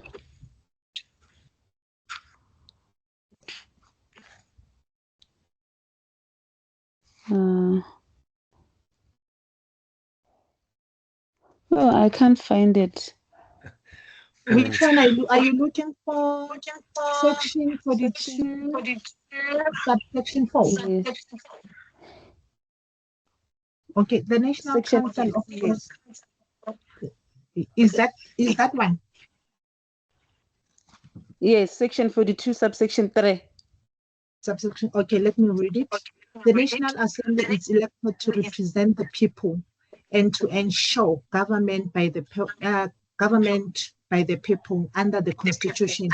It does this by choosing the president, by providing national forum for public consideration of issues, by passing legislation, and by scrutinizing the overseeing the executive action.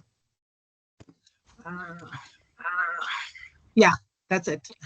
Oh, no, that makes perfect sense. While you're busy doing that, I just went through to the powers of the National Council in the Constitution.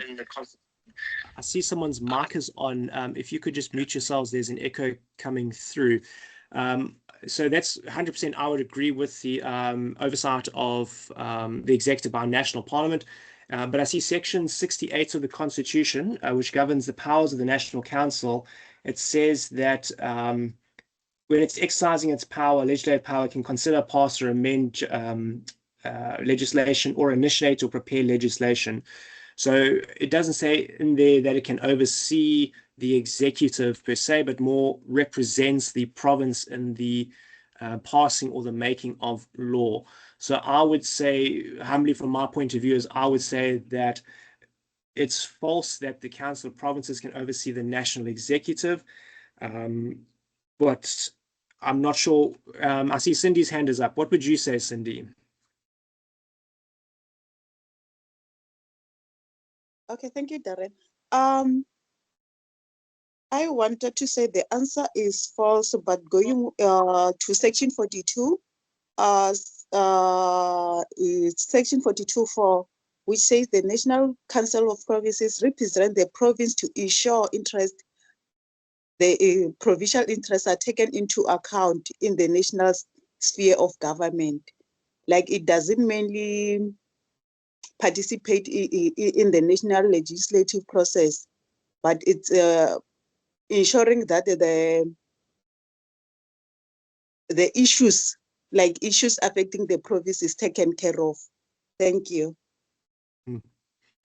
No, definitely. All right, so I'm assuming then our consensus on that one is it's false. Okay, well, I don't see any other thumbs down, so I'm going to say, okay, Yes. cool. There we go. We made an executive We decision. I do agree with you on that one when you say false.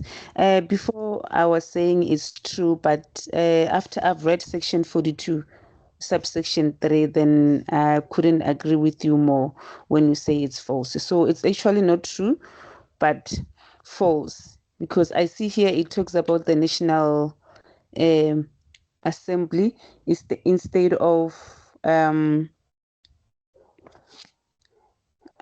I can't see the questions. Instead of the National Council of Provinces. Yes, yes. So it's actually false. Awesome. So I'll chalk that one up and say, cool, we must all be right because we all agree. We can't be wrong. Definitely not. All right, before we move on to the next question, I see we have a hand that's popped up. Go for it. What are your thoughts on it?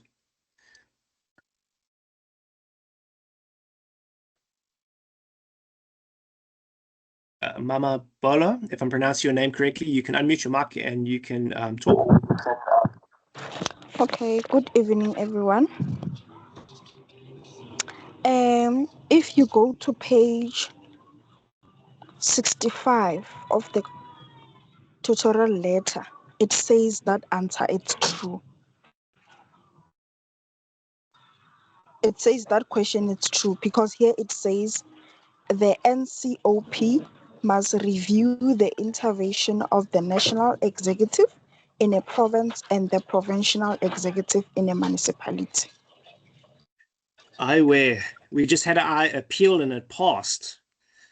Darn it. Thanks for that. I don't have that section on me at the moment, but I definitely go look that up a bit later. What was it, page number? 65. 65. Perfect. I made a note of that. All right. I'll have to go look that up. But Can she thank you guide for us your input. which heading? Sorry about that. Where on page 65? Where it is written oversight.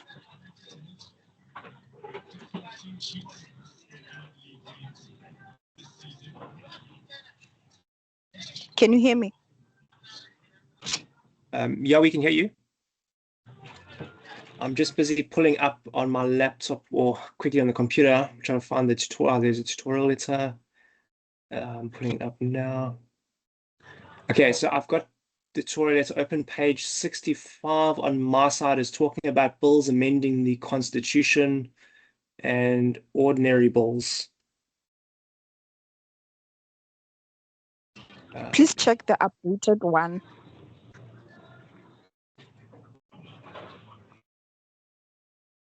Yeah, so unfortunately, I don't have anything on my side. This is the current past paper, but or not the past paper, the tutorial letter. But I don't see anything on my side. I'd have to look that up and then get back to you on that. Yeah, Hi, I Gavin. did see. It's on page 64, actually. I don't think it's page, 64 of the Is it tutorial. 64? Yeah. Ah, there you go, page 64, 100%. There it is. There. Oh, must review intervention of the national executive. There you go, 100%. Ah, there we go. So your appeal succeeds. So are we calling you an advocate or attorney now, senior counsel? Your appeal is successful. We're checking our reports, please. No, and we better make this case reportable now so that we all remember it for next time. Sorry, can you repeat what she says? She's saying it's true. So she says it's true. On page 64 of tutorial letter 102 for CSL, under the section, it says oversight. It's about 2/3 of the way down the page. It says that the NCOP must review the intervention of the national executive in a province. Yes, but the question says it oversees the national executive. Let me just pull that question. It says the National Council of Province oversees the national executive by reviewing. Oh, okay. Reviewing intervention of the national executive. Okay, so question 16 says oversees the national executive by reviewing intervention of the national executive in the province. So yes, okay, so what would happen in this case then is if the national executive is involved in the province, then the National Council of Provinces can oversee it, but the National Council of Provinces can't oversee the national executive unless it affects the province, in other words, is how I'm understanding that. So they can't just go and review the president and say we don't like what you're doing unless something from the executive is happening in the actual province for that National Council of Provinces. That's the way I understand it. I get it, thanks. I see they sort of swapped words around to confuse. Yeah, thanks. I know. And you think this is a 1 mark question. Come on, lecturers, make this one simple. It's 1 mark. You're making us delve in like the previous one, unqualified. Oh. Okay. All right, so I think we've solved that one now. 1 mark, there was a lot of work for 1 mark. Sure. Okay, so number 17. Sorry, it's, and I don't know if this is allowed. You know, we dealt with that question, yeah, elections, 15, and I just did a quick search, and I know it's not allowed to do co, but it says that not all South Africans living abroad have the right to vote, and it is subject to certain conditions and registration processes. So it says false, but I don't know if we can trust it. So who says that? it's this Sudoku thing. Oh, yeah, no, I don't know if I do that. Let me just go and see. That was I think, question yeah, I 15. think it wants us to Okay. go to the Electoral Act, Yeah. maybe to find an answer. Okay, so for question 15, the case law that I've got is from 2009. It's Richter versus Minister of Home Affairs, where the court said that it's unfair discrimination to exclude certain classes of citizens, in this case, the government employees, to vote, and then not allowing other citizens, private citizens, from voting abroad. So that was the case law for that particular one. So I'm not sure if I'd trust the Sudoku one. Unless they give you the case law for that particular one, I'd probably err on the side of the case law that exists. By any chance, does it give you its reference for authority? No, it doesn't. That's why I'm saying it would require us to go to the Act itself. But since you've got the case, I think that would do. Thank you. Yeah, because I noticed some of the Sudoku stuff. There was a question that someone shared there. It said that Parliament, because it's not involved with electing members of the executive, Parliament cannot remove the executive. And Sudoku said, yes, that's 100% right. In the meantime, as we've just discussed, Parliament can remove the executive. They can pass a motion of no confidence. Yet we've got Sudoku saying that they can't. So sometimes I think you got to take that one with a pinch of salt.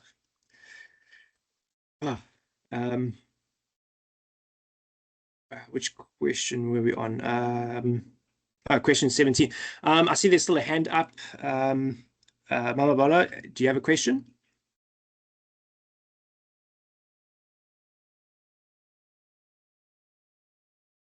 You'll just have to unmute your mic if you want to talk.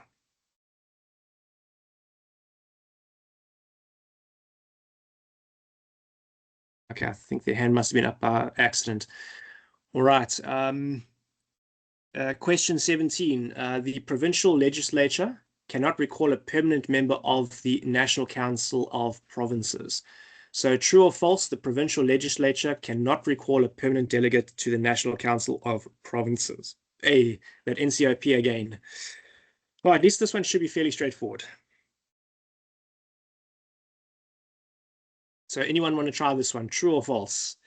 Can they recall someone or they can't?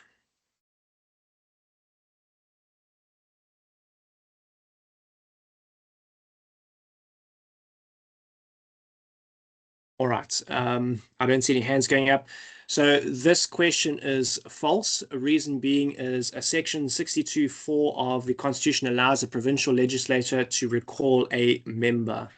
So this one would then be false because the Constitution does allow a provincial legislature to recall a member. All right. Okay, number 18. The Independent Electoral Commission, in other words, the IEC, is not required to observe and adhere to the principles of cooperative government in terms of section 41(2) of the Constitution. Let me just pull that up and I'll read it for you. So section 41(2) of the Constitution says that an act of Parliament must establish or provide for structures and institutions to promote and facilitate intergovernmental relations and provide for appropriate mechanisms to facilitate disputes. So that section is talking about how different government departments are allowed to interact. So true or false that the IEC is not required to observe or follow those principles of cooperative governance?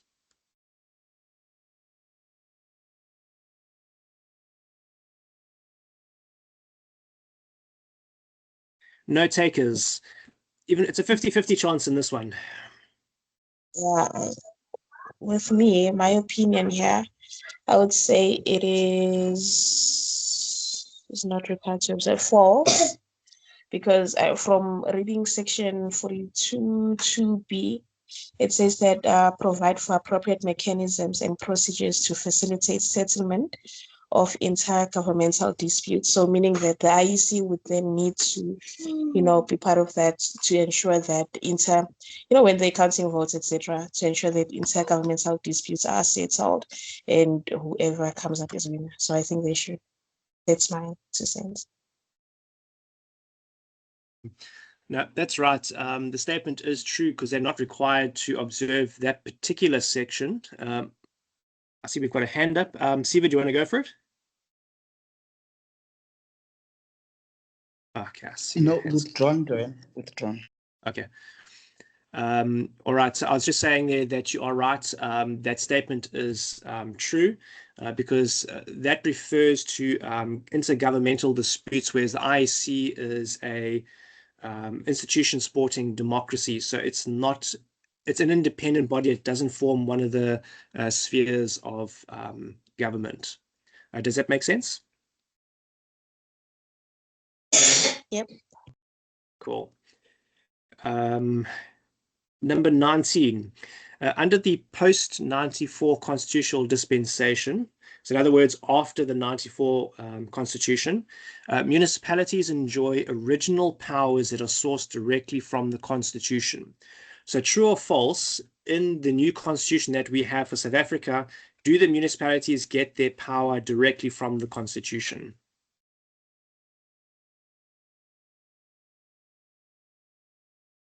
I would say true.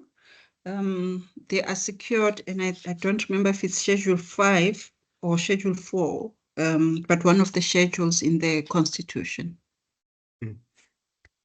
Nope, you are right. The answer to this particular question is true. We can use the schedules, or we can also use section 151, subsection 2 and 3, where the Constitution vests the power in municipalities to manage their own affairs. So the Constitution says that municipalities are allowed to make their own legislation and manage their own affairs in their area of jurisdiction. And that area of jurisdiction would obviously be found in those schedules that you were referring to.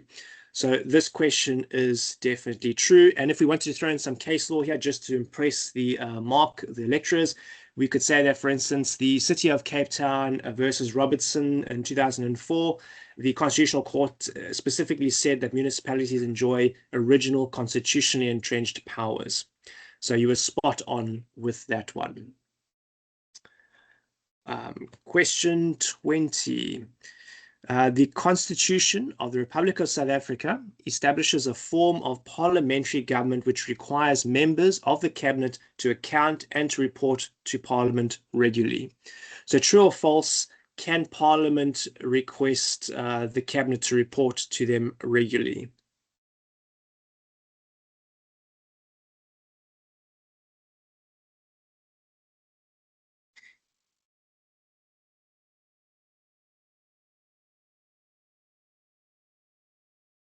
No takers for this one.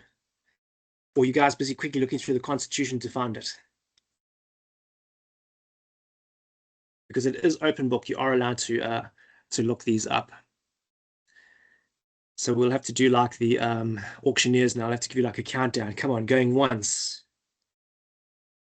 Going twice. Come on, give me one bid, one bid, one bid. Where's one hand? Three True. times. Whoop, there's a hand. Yes, go for it. Sean, you spoke up. I heard a cough there.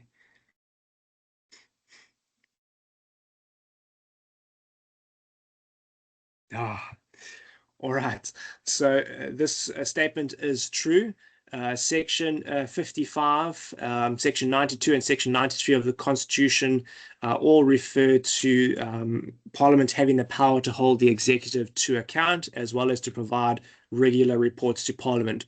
So this would fall in with the three branches of government being independent, but also able to have those checks and balances. In this case, Parliament is independent of the executive, but it has the constitutional power to ask the executive, aka the cabinet, to give regular reports on what they are doing. So this is part of the checks and balances, and Parliament is able to ask for those regular reports. Let's go to the next question. Hi, Question Darren. Sorry. Yep. Yeah, I think perhaps when you go through the questions, the brain gets tired. Cabinet and Parliament. So Cabinet is the executive. That's correct. So the cabinet is all the, it's the president, the ministers, the deputy ministers, and everyone that works in the executive. That's the cabinet. And then the legislature is Parliament. The legislature is indeed Parliament. And then when we say courts and judges, that's the judiciary. Okay, thanks. I think, yeah, true. Thanks. 100%. So in the exam, they might use words. So for instance, here they've used the word cabinet, but they could have said like executive or president or anything along those sort of lines, because they're all referring to a similar thing. So cabinet, executive, they're synonyms for each other. And you would have parliament and legislature or the National Assembly. They are pretty much synonyms for each other. Okay, so I'm sorry, just one question on my side. Cabinet is also part of Parliament, or they separate from Parliament? No. So cabinet is part of the executive. So the cabinet is the executive. It's separate from Parliament. So the ministers, etc., they are not part of the 400 odd people who are in Parliament? Okay, no. So the president isn't a member of Parliament, but the cabinet ministers are members of Parliament. But we look at them separately because they have different roles. So cabinet ministers form part of the executive because they're responsible for developing policy and implementing policy, and they're all part of the cabinet. So an ordinary MP wouldn't be part of the cabinet / the executive because they're just an MP. But an MP who gets appointed to the cabinet forms part of the executive. Does that make sense? Yeah. Okay. Perfect. And there's also one of those caveats in the Constitution where it talks about who can vote, and the president normally cannot vote because he isn't a member of Parliament. He's the head of the executive, whereas the cabinet ministers are MPs and therefore can vote. So there are a couple of blurred lines, but for the purposes of constitutional law, a person can be an MP and be in the cabinet because it means they're a minister in the executive. But we would obviously consider them to be part of the executive, not necessarily part of the legislature, because they're the ones implementing the policy, whereas MPs who are not part of the cabinet don't have a say in how policy gets implemented. They can only create the laws and the oversight over the executive. All right. Question 21. The majority party in the National Assembly is allowed to use its majority and block the tabling, discussion, and voting on of a vote of no confidence in the president. Before I carry on with that one, I see a hand has come up. Go for it. What's your question or your input?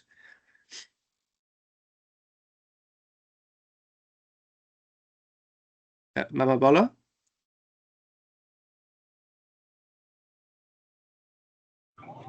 Oh, sorry, it was a mistake. You had my hopes up. I thought you might have already had the answer before I'd finished reading the question.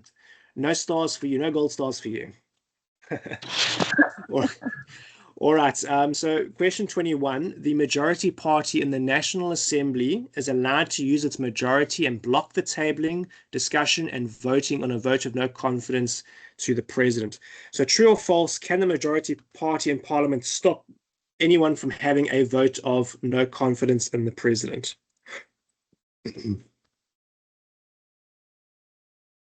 Hi, I would say it's true.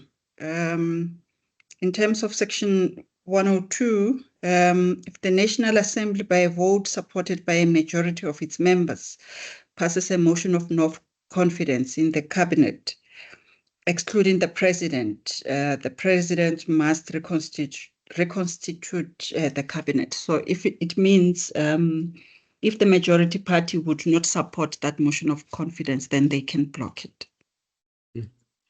All right, I see your point there. The outcome, you are probably right on. The majority party can vote against it, but the key wording for our particular question here says block the tabling of the motion. So in other words, before we get to vote, the MPs have to put their motions forward to the speaker, and then the speaker has to decide whether they can do it or not. So with this particular question, they're saying, can the majority party stop them from even putting the motion on the table to vote? Before I go any further, is there anybody else who perhaps has a comment or... Oh, there we go. Go for it, Bongani.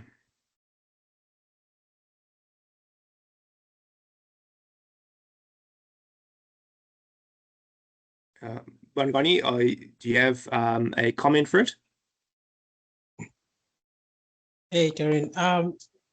The reason why I'm reluctant on this one is because I've forgotten the case law, and I'm trying to check it, but I cannot find it. But there was a case where one political party brought the Speaker of the National Assembly to court with regards to the very same issue, and the court held that the power for tabling the motion of no confidence vote is vested on the Speaker of the National Assembly. So it's the Speaker's decision, not the majority party. But I've forgotten the case law. Yes. Okay.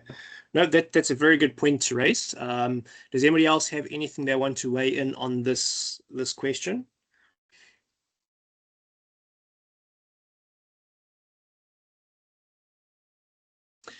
All right. Okay, so the key thing with this particular question is with regards to blocking the tabling. So tabling, in other words, we want to put the motion forward to be voted on. So we haven't got to the part of voting yet. We're just saying, hey, we want to put this up for a vote. So there was a case law. It was Mazibuko versus Sisulu, and that was done at the Constitutional Court. And the Constitutional Court at paragraph 57 said that they can't block the motions of no confidence. They have to allow them to be tabled because it's part of parliamentary oversight to oversee the executive and to pass a motion of no confidence, or at least to put it to a vote. So in this case, they're not allowed, the majority party can't just block it from being tabled. However, as the lady was saying, once it goes to a vote, the majority party can obviously vote against the motion, in which case the motion will fail, but they can't block the motion being tabled. They have to give parliamentarians that option of being able to hold the president to account. So this question is false, because motions of no confidence are mechanisms to hold the executive account, and just because you're the biggest party, you can't block the tabling. But obviously when it comes to the actual vote, the majority party will most likely support their president and vote against it. And as they were saying, it will fail because they don't have the requisite number of votes. Does that make sense with regards to the question when they say block the tabling of the discussion?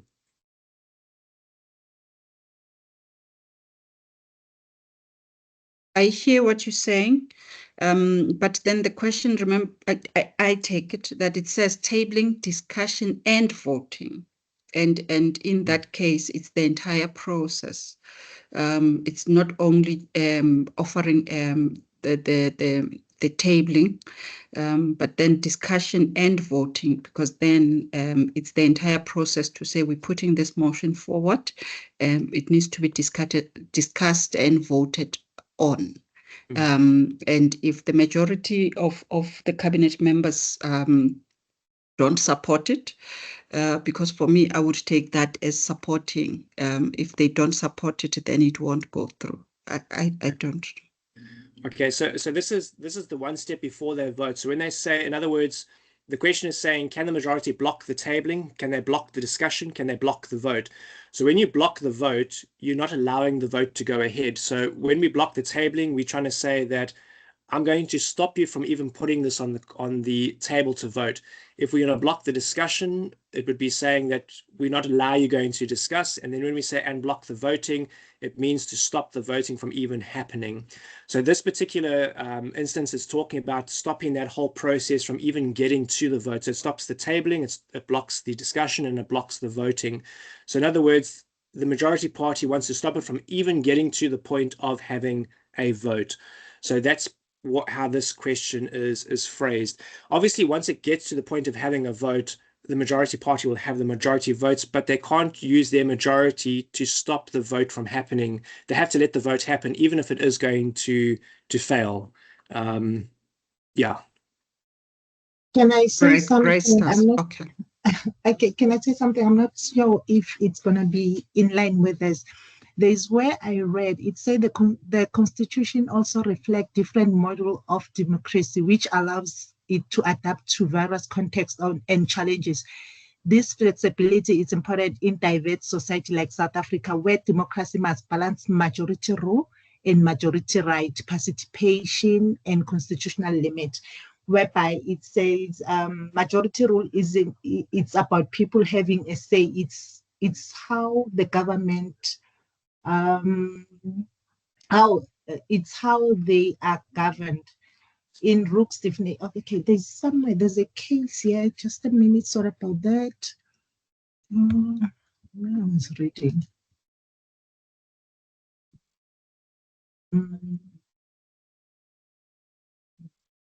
All right, it says it meant to protect everyone, not just the majority. Yes. Yes. Yeah, no, it's spot on. I think it was just merely the wording of the voting side, I think, is where the hiccup was happening. As I say, the way I read the question is the majority wanting to stop the vote from happening. As you mentioned, our democracy or our constitutionalism tries to get everyone involved and not to have one particular party hold the others to hostage, so to speak. But yeah, that's just my 2 cents. I don't know if Sean, maybe, I don't know if you have anything to add to this, or if anybody else has any particular thoughts. No, I think I'm covered by your position, Darren. Okay. I don't see any other hands going up, so I'm assuming we're all good with that. Okay, guys, I see the time is a little bit later than I initially anticipated. There's still 4 more questions. Yeah, do you want to do these 4 questions, or do you just want to jump on to the 2 essay questions to try and wrap it up? Because obviously we are running a little bit later than anticipated. I mean, it's good. We're getting a lot of interaction, and hopefully you guys are learning from that. But just from time-wise, I'm not sure if you want to jump to those essay questions. Jennifer, I see your hand is up. I don't know why my hand is up, but I was also suggesting if we can skip the last 3 outstanding questions and go to the essay questions, since from the beginning of this class we were told that the true or false will not be part of the exam. So I think it will be very important that we focus on the long questions. Thank you. Seconded. It was just a suggestion. I don't know about others. Yeah. All right. So when we're going through these so-called true and false questions, don't look at them as this is going to be a reflection of what the exam is going to be for you. Rather, look at it as how do you approach a question. So they might have said this is not true or false. This might be, for instance, we were discussing one, for instance, here. Let's say under the post-94 Constitution, municipalities enjoy original powers. And now instead of saying true or false, they might say, with reference to the Constitution, explain whether this is allowed or not allowed, whatever the case may be. So the practice has been to, what does the Constitution say about this? What does case law say about this? And how can I answer this question? So it's not really about whether it's true or false. It's more about putting into practice what you've learned from the Constitution and how to go about it. Because some of the questions, so the questions we did on Wednesday were not true or false. They were answer in as much detail as possible. I think the wording is something along those lines, and give a position on it. And they were very similar questions to this. The only difference was they, instead of giving them 1 mark, it was worth 4 marks, but you had to go into a bit more detail, but it was the same sort of process. So it's just to practice applying the Constitution. So this section B, for instance, this is a longer form questions. These are going to be like miniature essays. We're looking at, for instance, 15 marks, 10 marks, etc. So previously where we were doing true or false, and you're just writing true or false, or the ones with short forms with 1 paragraph, these will be a lot longer.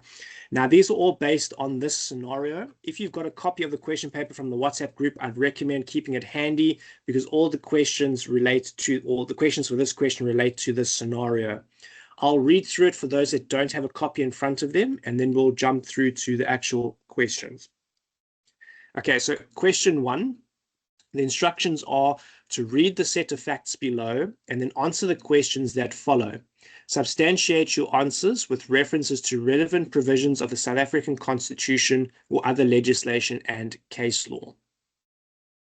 The scenario is, on the 23rd of March 2020, the President of the Republic of South Africa, acting in terms of the regulations issued in accordance with Section 27(2) of the Disaster Management Act of 2002 to curb the rapid spread of the coronavirus in the country, announced a nationwide lockdown.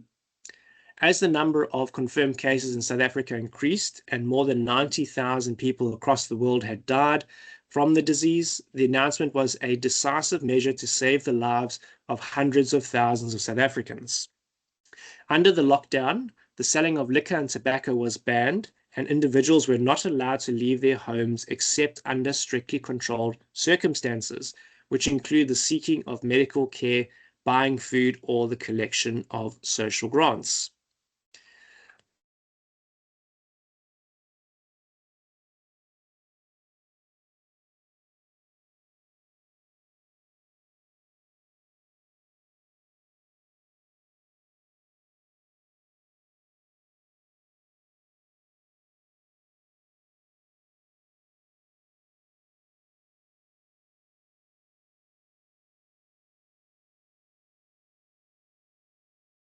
Oh, I think we had a slight network issue there.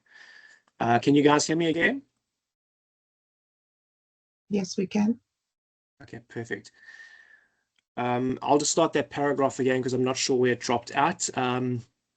While welcoming the President's efforts to eradicate the virus, some members of the community felt that they were not consulted and allowed to participate in the adoption of the regulations, which interfere with their basic rights and are overly punitive.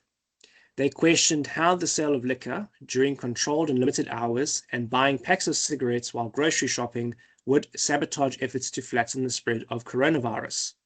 Angered by the total ban of the sale of liquor, the Gauteng Liquor Forum sent the President a letter demanding that the regulations banning the sale of alcohol be amended.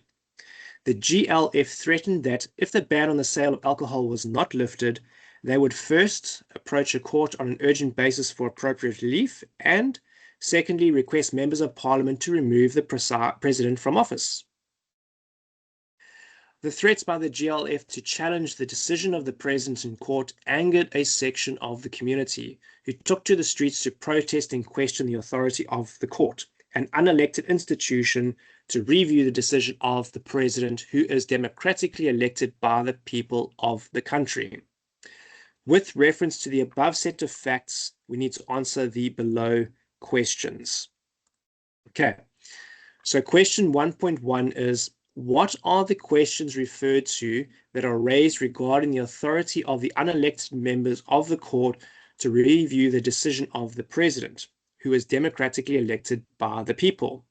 Discuss the nature of this debate and explain whether such debate is relevant in South Africa. All right, so this particular question doesn't necessarily, or at least from my point of view, I wouldn't necessarily answer from the Constitution initially, because there's a specific topic that this refers to in the textbook. Does anyone know the topic that, or the, what do they call it? The debate that this is talking about?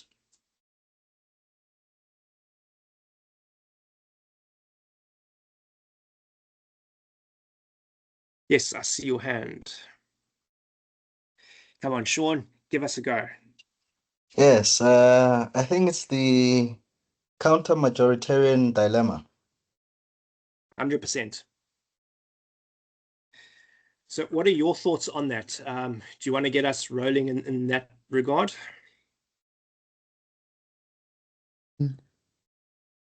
Yeah, perhaps just my rough understanding of the concept. So the idea, right, is that South Africa is a constitutional democracy.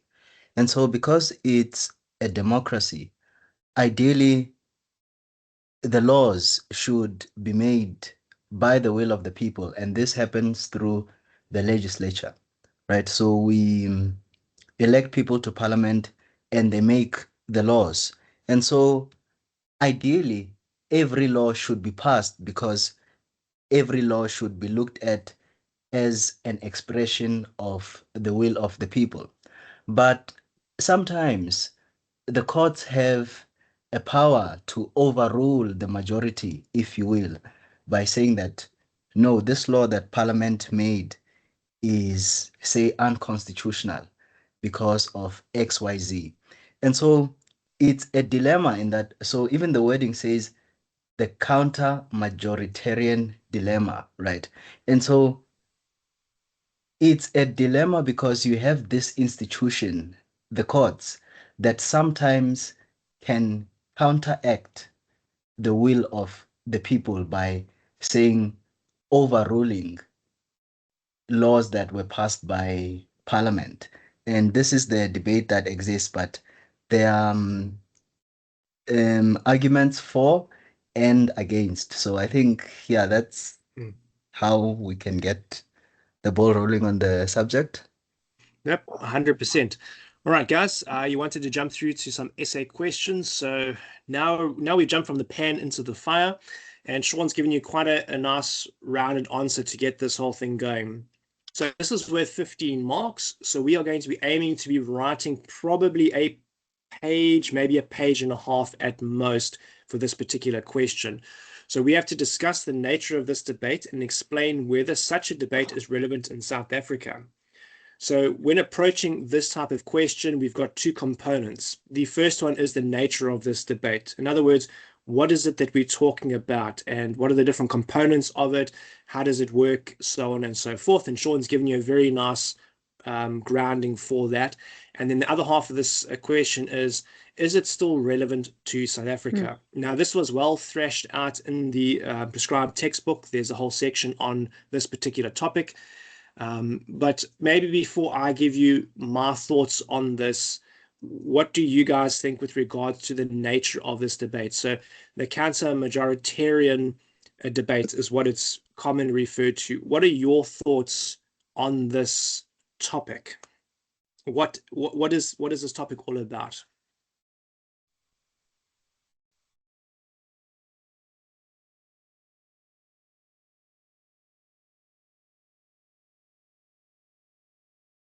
Yo, you guys are being a tough crowd tonight, eh?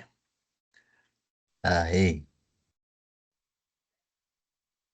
You know what we should have done? We should have taken a vote. We're a democracy. Before we jump the last couple of short form questions, the essays, and then we'll make those chaps there. They can start us off on the essay questions, you know? Democracy. All right. Definitely. Okay, so we're in the thick of it now because we've got to come up with 15 marks worth of writing.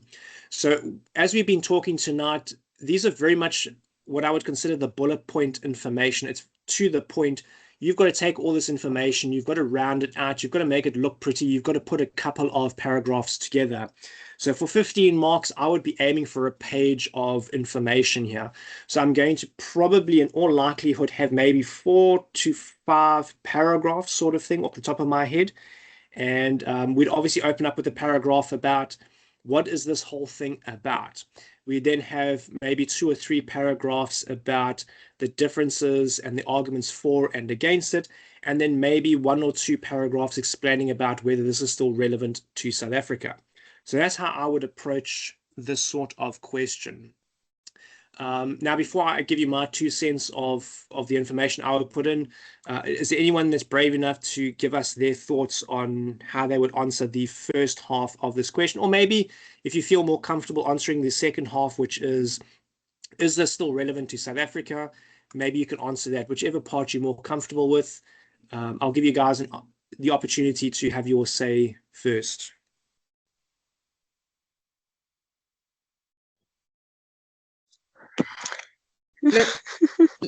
I can try as well. Yeah, perhaps I would locate this authority of the unelected members as counter-majoritarian and define what it is. And then try to discuss whether it exists or not. I think in the tutorial letter, they refer to why we need it in a democratic state and sort of make a case for it. In that, perhaps then I would say it is relevant to South Africa and the benefits it has for our democracy. And why the judges perhaps also look at the election of the judges, because then they are to practice, they are to defend the Constitution and look at the fit and proper aspects and try to put them there, that they would overlook their prejudices and their judgments are not for political gain, and therefore give us, give us the law as it is, therefore protecting the Constitution and therefore the democracy that we have.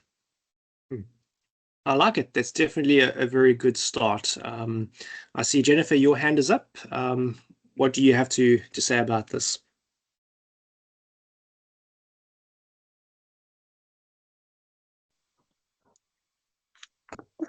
Hi, I'm not sure if I still want to put my input after her, but I'll just try because I'm not sure even what I'm going to say it will really make sense. But because I'm not really sure if I understand the word counter majoritarian dilemma, but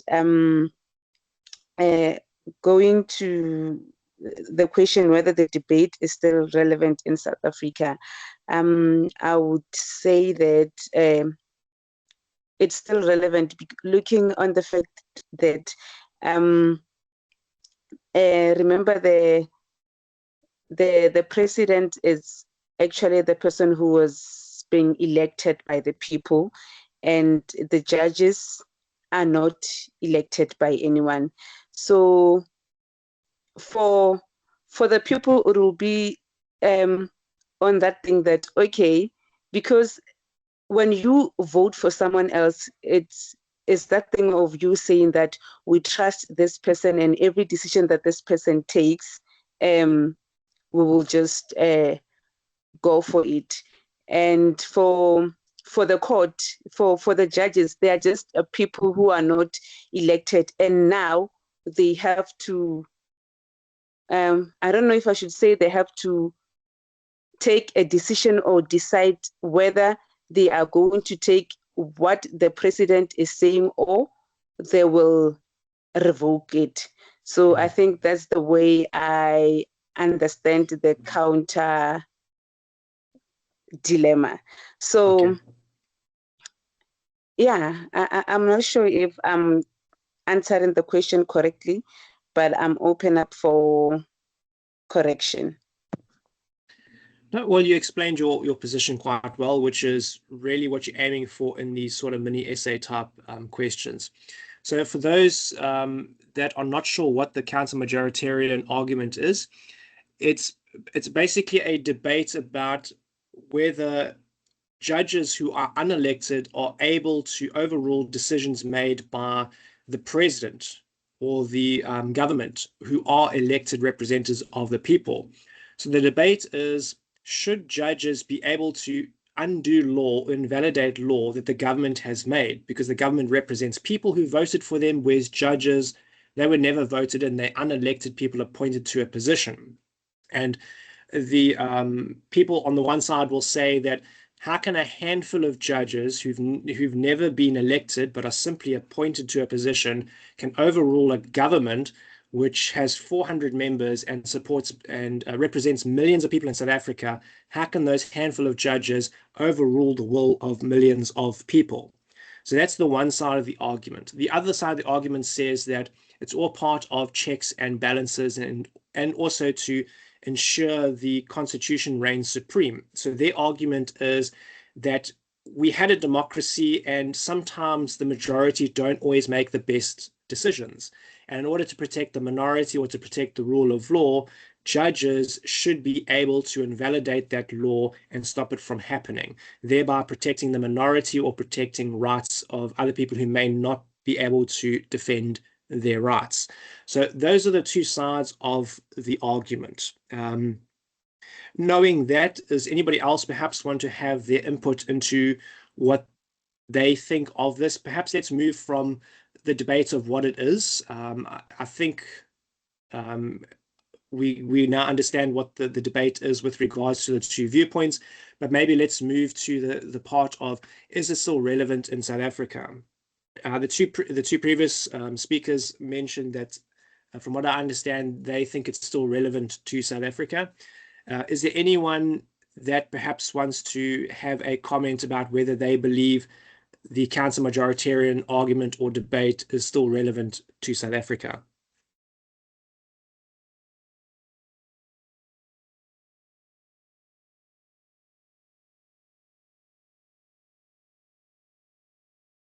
All right, I don't see too many hands bouncing up.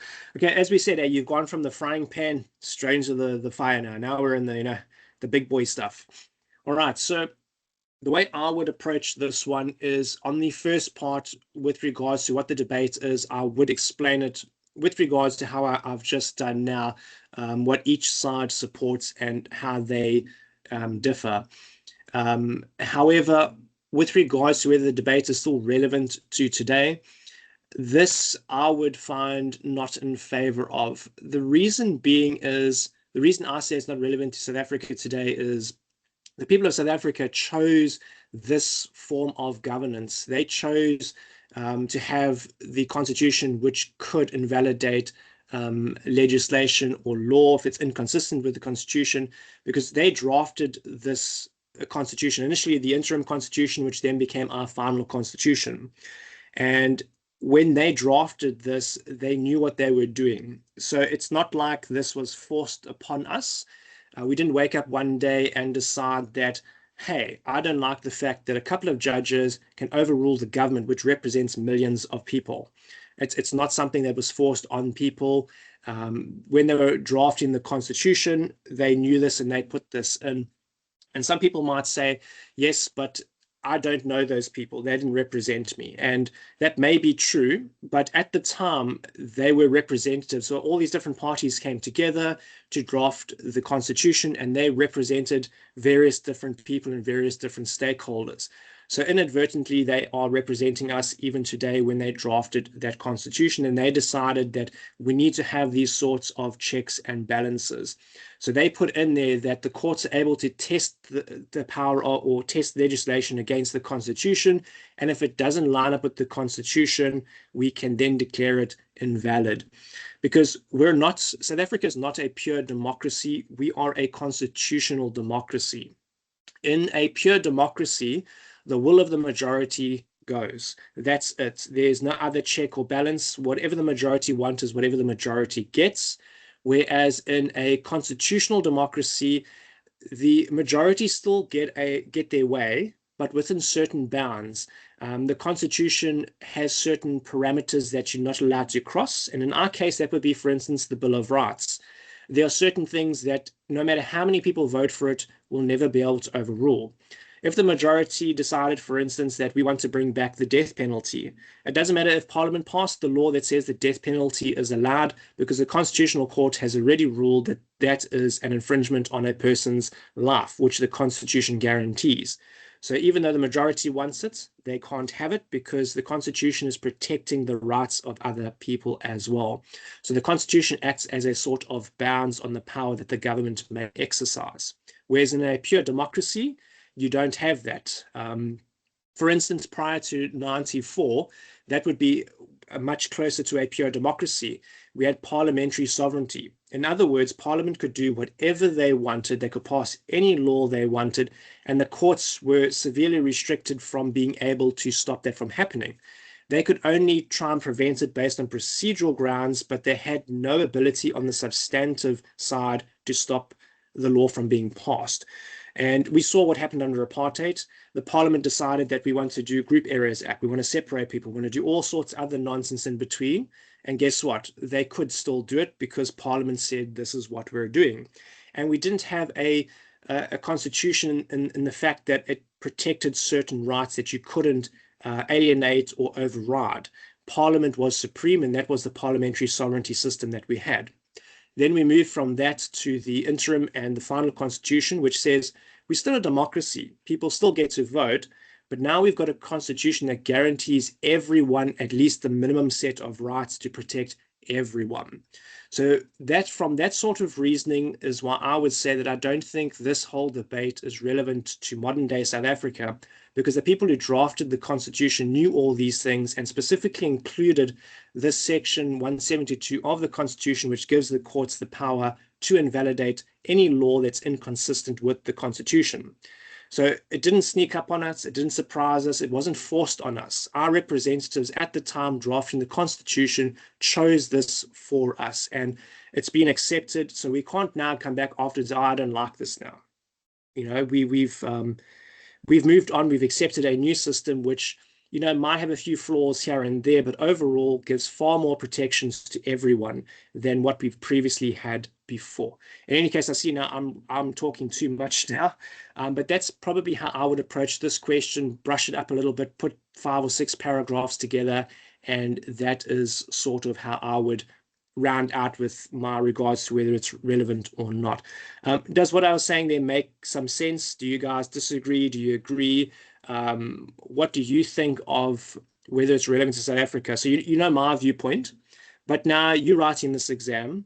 What is your viewpoint? Do you think it's still relevant? If it is, give me your reasons for it. And if you think it's not relevant, what are your thoughts on it? Yeah, I want to hear your guys' thoughts on this.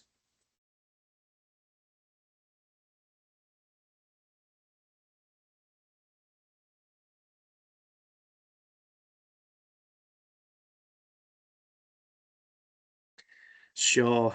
It's very quiet out there. So either my explanation was really good, it made sense, or it was really bad because now no one wants to say anything. It's like, now you got me nervous. Crickets. Lots of crickets.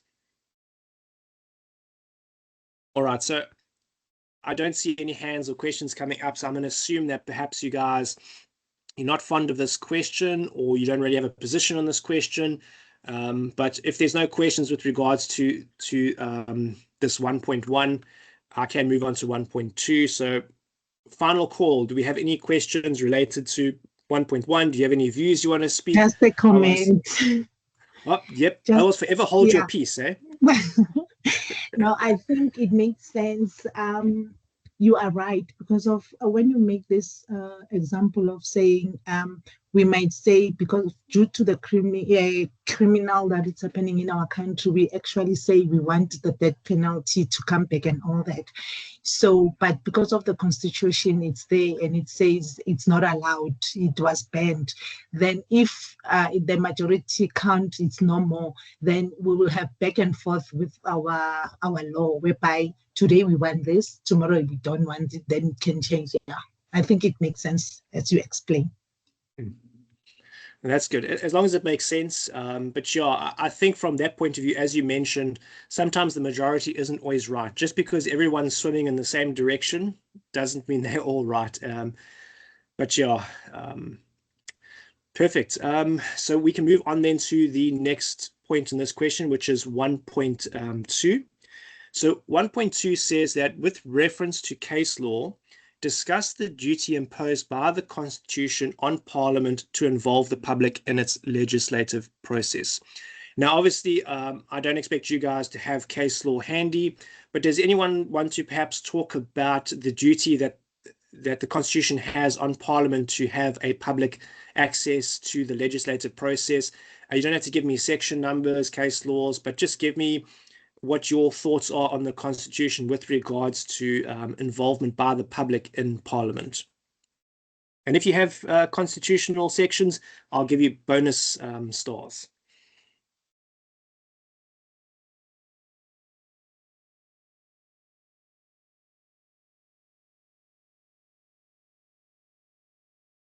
Sure. So no one has.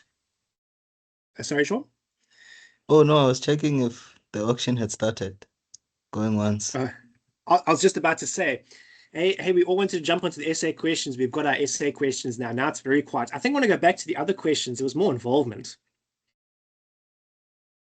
But yeah, so even you must have a personal opinion. Do you believe that the Constitution allows public participation in the legislative process, in the lawmaking, in the business of Parliament?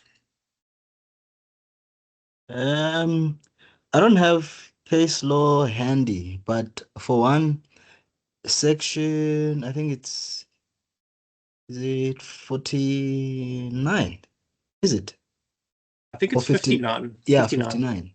Yeah, section 59 speaks about public participation in the National Assembly, and 72 speaks about the duty of the National Council of Provinces in facilitating public participation.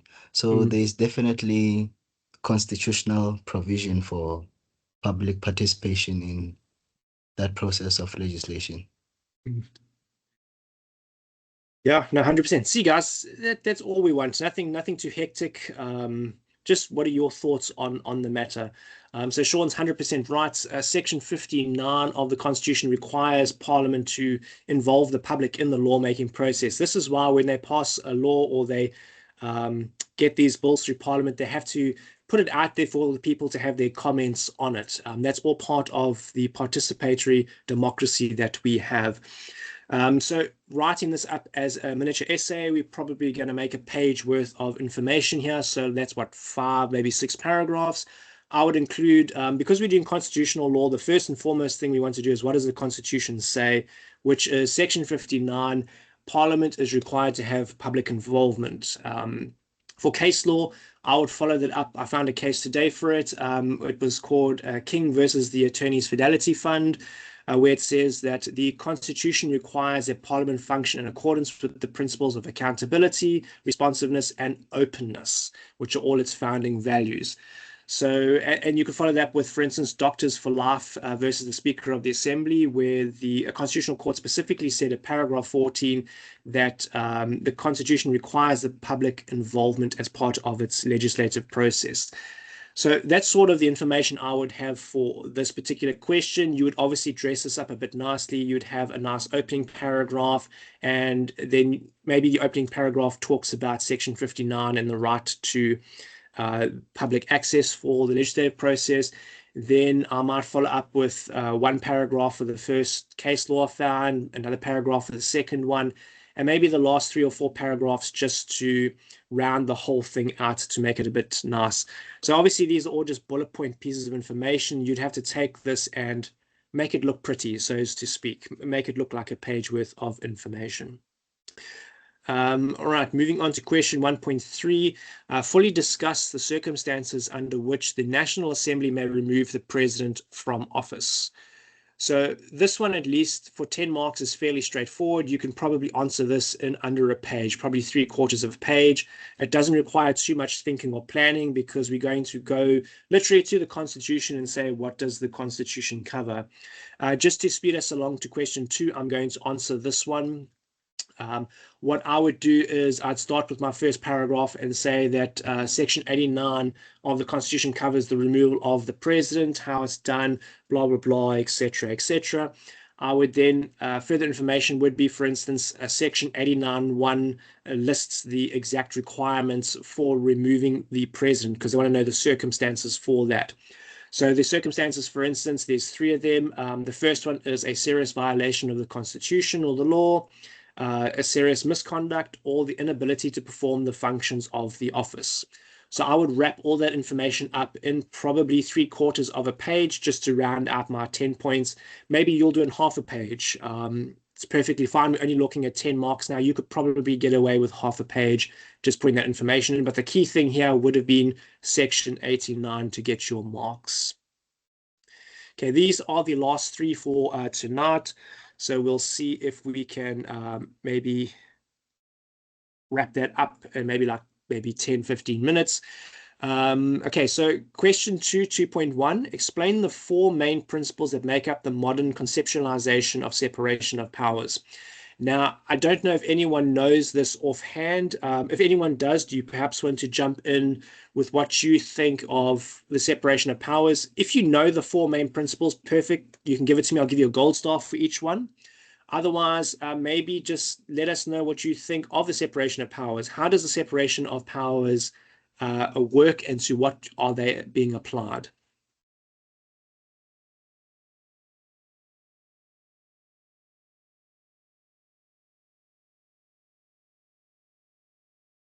No takers on this one. How about, does anyone want to explain what the separation of powers is? Maybe just that small nugget. What is the separation of powers?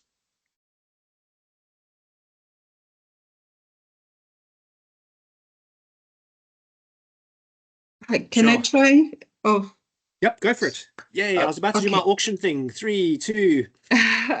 Perhaps it's more a question rather. I see on the tutorial letter, page 33, they say 4 pillars of the modern conception of separation of powers. So does this question squarely sit there, or do you have to talk about each one of those? The first one being res politica. The second one is separation of functions. Third one, separation of personnel. And fourth, checks and balances. I skipped this particular one when I was studying, and I'm not sure if it fits squarely here, but how do we discuss it then? Thanks. Okay, 100%. That's exactly what this question is asking for. It's asking for those four main principles. So what you've got to do for this particular question is you've got to explain what those principles are that make up our separation of powers. So to approach this particular miniature essay, we're looking at maybe 3/4 of a page because we've got like 4 points to cover. I would open up with a nice paragraph just explaining what is the separation of powers. So the separation of powers is the what we were talking about earlier, where the Constitution separates the judiciary, the executive, and the legislature. Those each have their own functions, and they're separate and independent. I would open that up in my first paragraph explaining what that is. So like we've just said, the separation of powers, the judiciary, it's executive, it's the legislature, A, B, C, and I would also include those section numbers in the Constitution. Because we're dealing with constitutional law, we always need to bring the Constitution in, and it should be your first stop. Before getting to case law, before getting to anything else, we should have those Constitution numbers. And so, for instance, we could say that in my opening paragraph, Parliament has been vested with all legislative power, section 43. The executive power is vested in the president, section 85. Judicial power is vested in the courts, section 165, and so on and so forth. So that's what I do in my first paragraph. Then the next 4 paragraphs, I devote a paragraph to each of these main principles. As you mentioned, the first principle refers to the different branches of government. So this divides governmental power up. So you don't have a single consolidated power center. So we've got the executive, the judiciary, and the National Assembly, and the power of the state is broken up amongst all of them. So it's not a centralized power system. It makes it be easier to govern, and also makes it less likely that we'll get into a situation where one person can seize power over the state. Like, for instance, in Zimbabwe, where you had a person who was running basically as a dictator and could decide what they wanted to do, and the courts were very weak. The security services answered directly to them, and you have a very centralized system of power. So that would be your first paragraph, the branches of government. Your second paragraph would be talking about the separations of functions, which is the second principle. That talks about having distinct and separate areas of authority. So, for instance, we've got the executive that can't encroach on Parliament. We've got Parliament who can't tell the judiciary how to do their job. Each one is distinct and separate. The third point, or the third principle, is the separation of personnel. So this would go into its own paragraph. we'd say that, for instance, each branch of government must have its own specific personnel that's assigned to it, and they are the ones that are exclusively responsible for their branch's function. So in other words, we can't have the Minister of Justice now working in, I don't know, what's a good one? Social services down in Cape Town in their offices and whatnot, or actually, no, that's a bad one because they all fall in the executive. So let's say, for instance, we've got a minister who now also moonlights as a judge in the judiciary. That would be a problem because now they're starting to blur those lines. So the executive personnel needs to handle the executive business, the day-to-day running business. The judiciary personnel, which is all the people employed with the judiciary, should focus on the judiciary. They shouldn't be involved in parliamentary functions. So it just means that each branch should have its own personnel that's dedicated to its particular function. The third one was the checks and balances, I think it is, or fourth one. Yeah, that's the fourth one. Checks and balances. Each branch is accountable and each branch can hold the other one accountable. So you can't just have Parliament doing its own thing and the executive doing their own thing, or whatever the case is. And the Parliament can hold the executive to account by using, for instance, motions of no confidence or asking the executive to report to it and so on. So that would be how you answer this. A paragraph for explaining what separation of powers is, and then one paragraph each for each of those main principles. And I would add in your last paragraph number 6, just to wrap the whole thing up, just to say, and this is how each of them work together. They work hand in hand. They don't compete with each other, and so on and so forth. Yeah, that's pretty much how I would wrap that up. What do you guys think? Is there any other way you'd approach this, or I'm not sure if you have read up on this particular section with these 4 principles or not. For those that haven't read up on these principles, it's page 130 of your textbook. You can go and read up on it if you want to have a bit more information on this.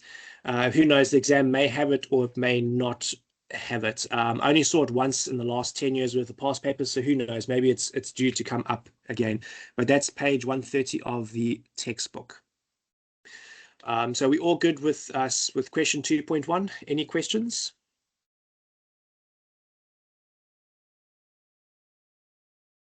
No.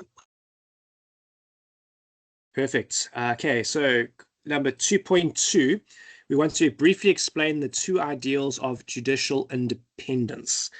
So who wants to maybe open us up with this about judicial independence? What is judicial independence? What makes it important?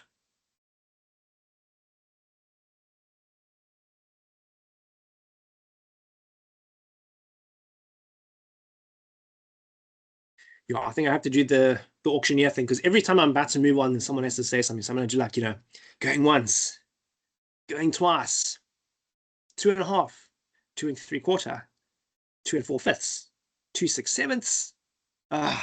Okay. Oh, there we go. We got a hand. Yay, super. There you go. Just literally, I went up to 2 and like 6/7 before the hammer comes down. You can go for it. Okay. So basically, judicial independence, it basically speaks to the principle whereby the courts and the judges, they are free from the outside influence, but particularly from the executive and the legislation, from the legislative branch of government. So it has got the 2 ideas of judicial independence is the institutional independence and the individual independence. So they're both found in section 165 of the Constitution. So 165 subsection 2 says from the Constitution, the courts are independent and subject only to the Constitution and the law, which they must apply impartially without fear, favor, or prejudice. That refers to the institutional independence, meaning to say that the judiciary must be independent from other branches of government. That's what we've just read now, section 165, subsection 2.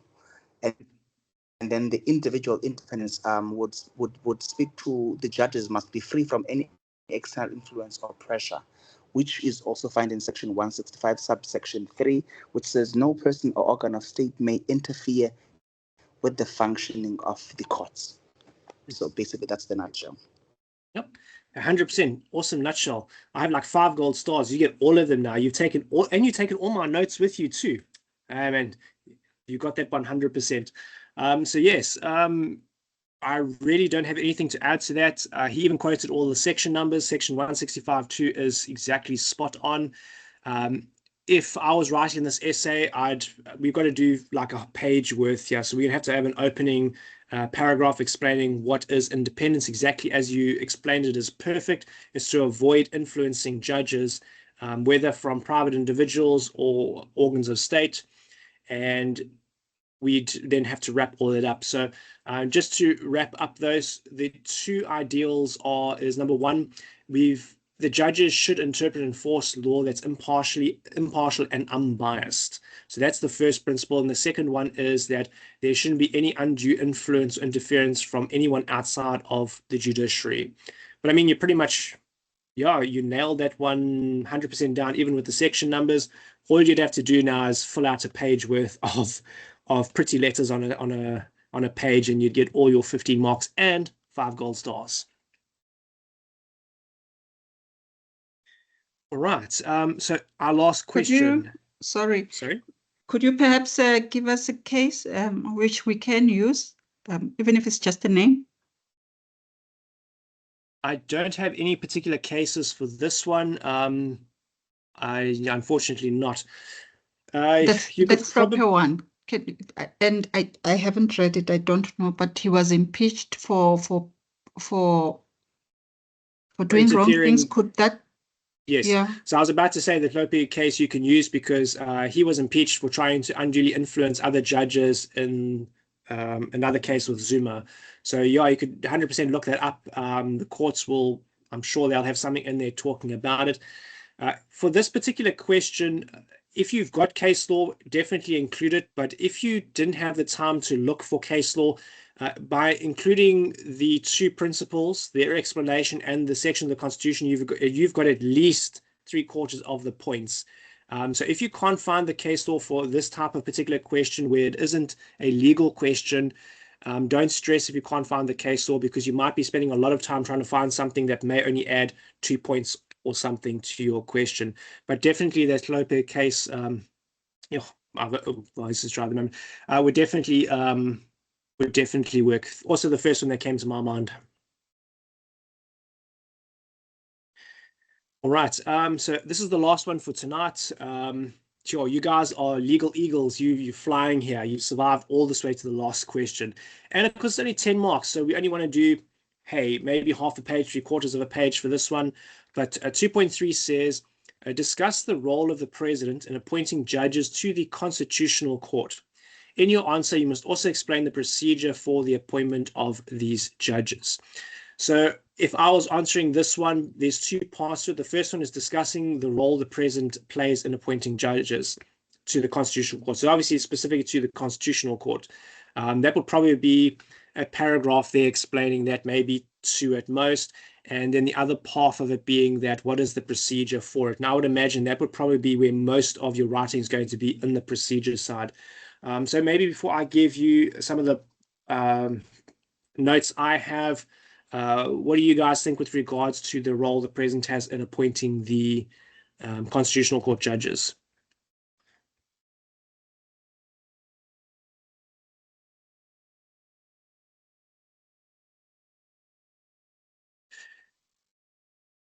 Oh, okay. So we'll just skip from the 1, 2, 3 to like 2 3/4, 2 4/5, 2 6/7, 2 9/10. All right. Give me 0, man. Oh, and look there. And a hand comes up. I'm telling you, these auctioneers know something, eh? Go for it. What's your thoughts?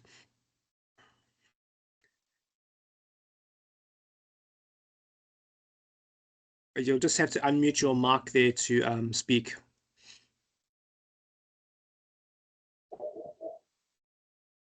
I'm sorry.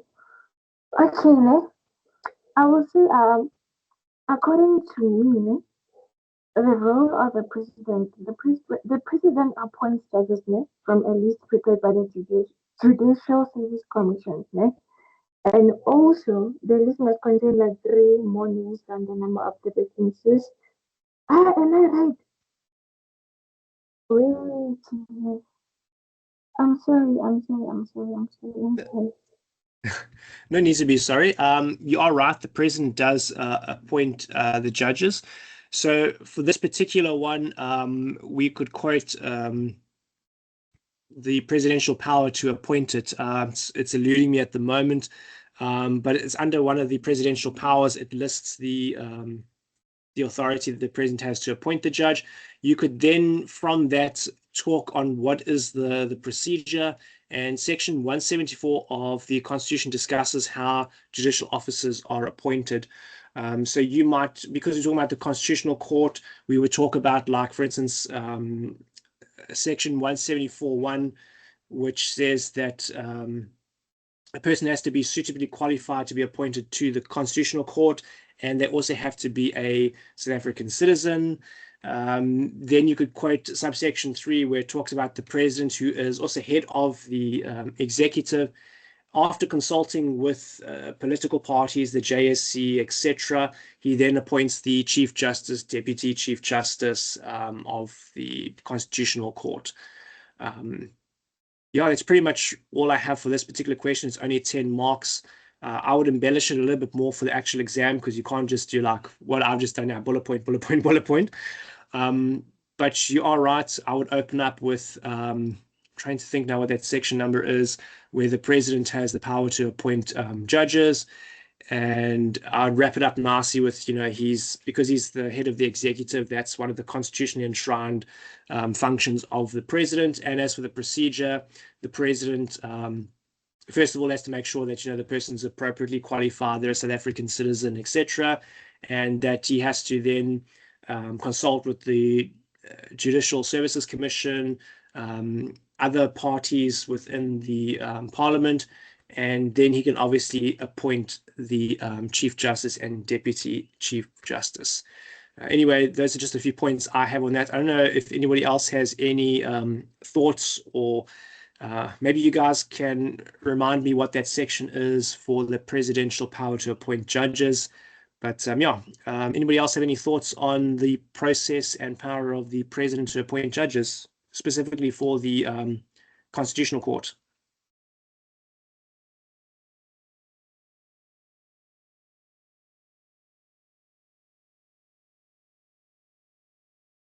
I think it's section 174, subsection 3.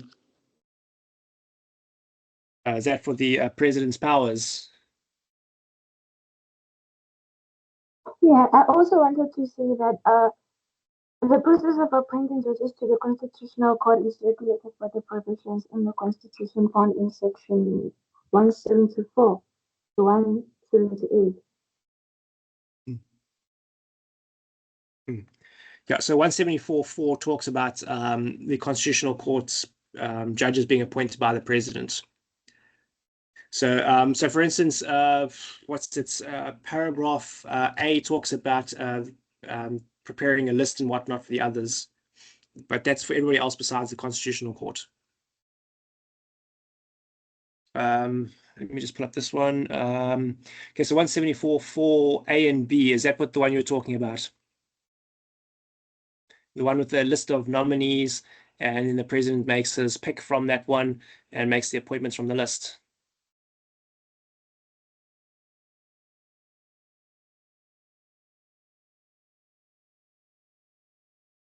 Okay, so what I would do here is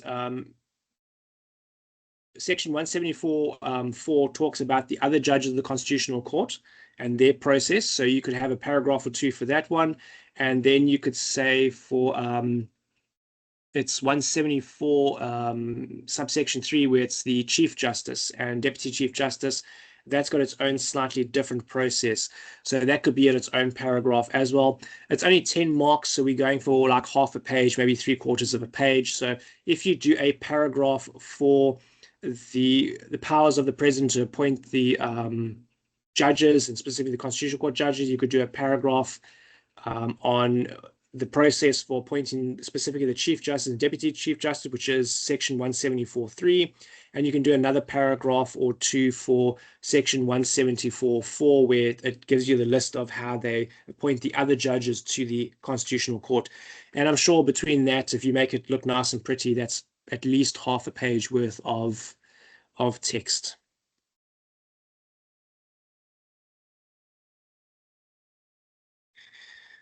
All right. I think most of that makes sense. Unless somebody else has anything else to add for this particular question.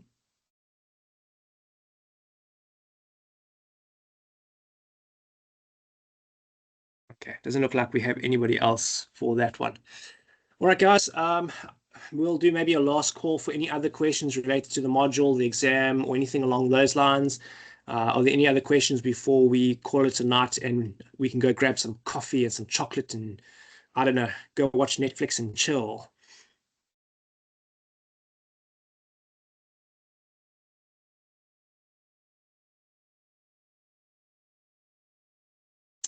Oh, it's awful quiet. I don't know, Sean, if there's anything else you feel you need to add for tonight, or if you have any other thoughts or anything before we close. I'm not sure if you have anything on your end. No, nothing much, but there was just that one question briefly that mentioned that the Supreme Court of Appeals has the power to adjudicate matters between organs of state. And I was just thinking that another tricky way that they can bring the question is to ask, is this matter within the exclusive jurisdiction of the Constitutional Court or not? So they can trick us with those kinds of wording. So just look at jurisdiction. And I find that it's always useful to have this idea handy for the module. Definitely. It seems to come down to a lot of it is wording. So you guys, yeah, comes down to wording. Going to be very, very carefully, like we saw in the other one with voting with qualified and unqualified. I'm going to have to go back and reread that one. But it's amazing how they put those red herrings in there with the words. I was just looking now. Someone was asking about Turnitin and disciplinary pending. So disciplinary cases. So, okay, with regards to that, they were asking, how do you make sure you don't get a disciplinary case? And my honest answer to that is, right from your own understanding and how you use your own words and your own understanding, you don't have to worry about getting a disciplinary case, because most of the ones from what I've seen, it usually involves a person copy pasting, they paraphrasing, using AI, ChatGPT, things along those sorts of lines. That normally lands you in hot water quite quickly.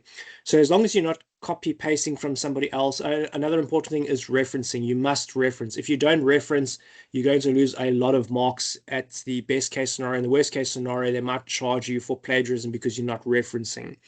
But I mean, you're still going to lose a lot of marks even if you don't get the DP case. So definitely try your best to reference using your Scholar system and try and get it as correct as possible, because there's obviously a particular format that they use. And yeah, even with paraphrasing, I know some people are saying, no, but I just paraphrased and I referenced. So why am I getting a DP? So the reason you're getting a DP even with that is because paraphrasing, if there's too much paraphrasing going on, what's happening is it's not your own understanding that's coming through. It's not your own original work. What you've done is you've taken somebody else's work, you've paraphrased their work in your own words, and you've written it down. So even if you did reference that, that's still edging on the side of plagiarism because it's not your own original work. And it's fine in a particular section or a sentence or, you know, every now and again to paraphrase something, but you can't make the majority of your work being paraphrased work, because that will get you caught very, very quickly. So even if you paraphrase and reference, it's best to write from your own understanding. If you write from your own understanding and you reference your work, there's no ways you can get a disciplinary because it's your own work. So definitely avoid the temptation to go onto AI. I know that the exam is a written exam. There's only the Invigilator app, but don't be tempted to pop onto Google to say, oh, quickly, how do I find this, or how do I do this with AI? Because yeah, it's not worth it. Hey, rather write it yourself and get a lower mark and pass than use these other methods and you get caught and then it goes on your record. That's the worst thing ever. But in any case, that's the only note that I had on here that someone was asking me about.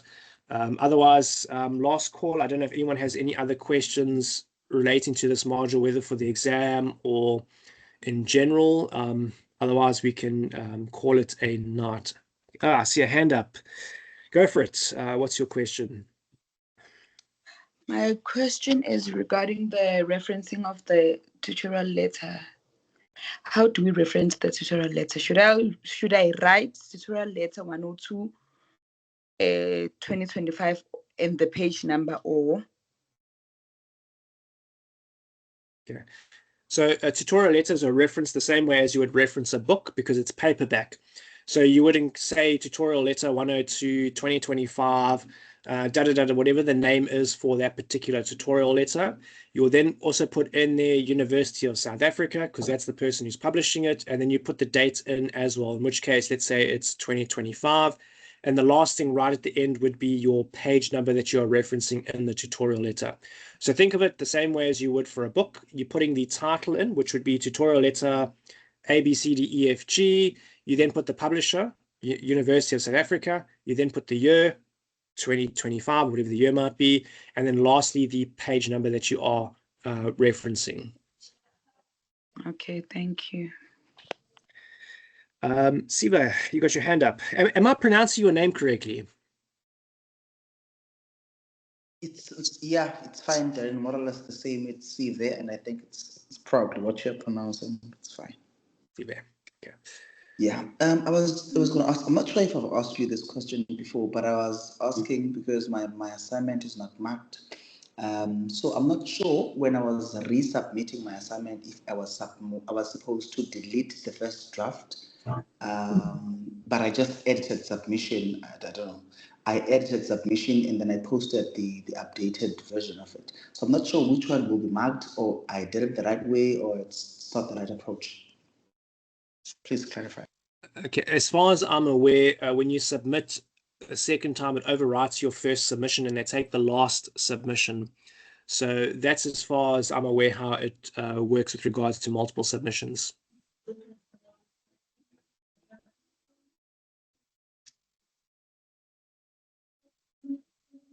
Right. Right.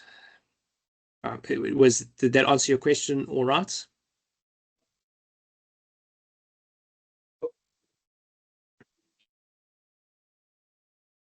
Okay. I'm assuming that answered your question. Anybody else have any other last questions? Yes, Darren, you spoke about the other 2 classes that we've done that we can check on YouTube. How do we check? What is the way of checking?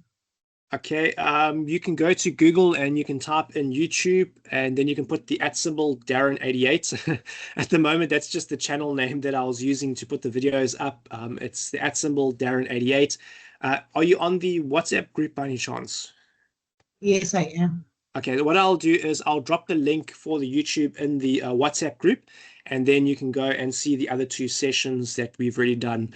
So that was from Wednesday and last week Wednesday. And then for this session, it's a bit late tonight, but I'll try and upload it first thing tomorrow morning. And then at least this one will be up as well for those that weren't able to join or perhaps we had to leave. But I'll drop those links in the WhatsApp group for you. Thank you. And thank you very much. Like, you opened our eyes because of, when it comes to question 2 and question 3, as you said, we're jumping from the pan to a big pot. It was like that. Yeah, I think you skipped the pot and you went straight into the fire there because hey, you guys were rolling on those other questions. I think maybe because they were easier to understand. It was just like a yes or a no or a very basic answer. And then we jumped into, okay, now give me a 15-mark essay. And all of a sudden it's like, wow, that's a lot of information. But as long as the sessions are helping and it's just giving you pointers of where you want to go, that was the goal. There's nothing worse than getting to the exam and thinking, how do I approach these questions? So hopefully these sessions have just highlighted the fact that first and foremost, with constitutional law, what's the section of the Constitution that's applicable? We always go back to the Constitution. I mean, and then if you've got case law, perfect. Let's throw that in to back up our question. And that's pretty much how all the questions from constitutional law get approached. First and foremost, Constitution, Constitution, Constitution, and then if we need to, case law. But thank you for the feedback. We appreciate it. Yeah, and if you guys have any other questions, you must drop them in the WhatsApp group. And then even for next time, we'll know, okay, people battle with a particular section, and at least we know what to focus on to help other students as well. But yeah, you guys are feeling very toasty today. You jumped, you missed the big pot and you landed up in the fire. So it's very, very warm at the moment. Yes, Sean. Yes, Darren. And since the speaker can't block the tabling of a motion, someone in the chat proposed the ambitious motion of having a class on Monday.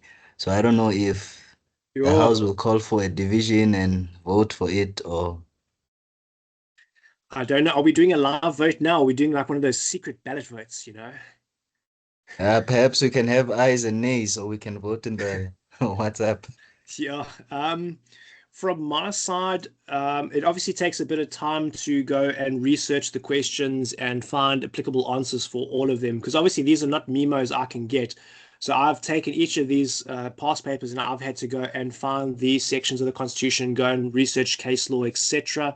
So I don't mind doing it, but I think this is the third one we've done already. I'm not sure if we'll be able to squeeze one in on Monday. I'd have to sit down and chat with Sean and see what we can do. But I mean, we do have the last two sessions recorded as well.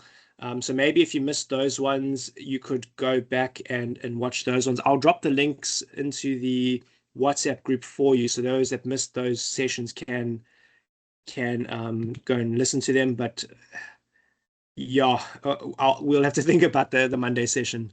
I see we have a hand up. Oh, I like that name, Happiness. Yes, hi. On the counter-Mediterranean dilemma, you mentioned that the judiciary, although undemocratic, has like legitimacy over invalidating laws.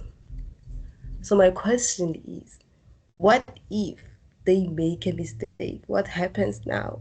Because they are independent and they are, I think, superior over all the government. I don't know. I just hope that makes sense. Okay.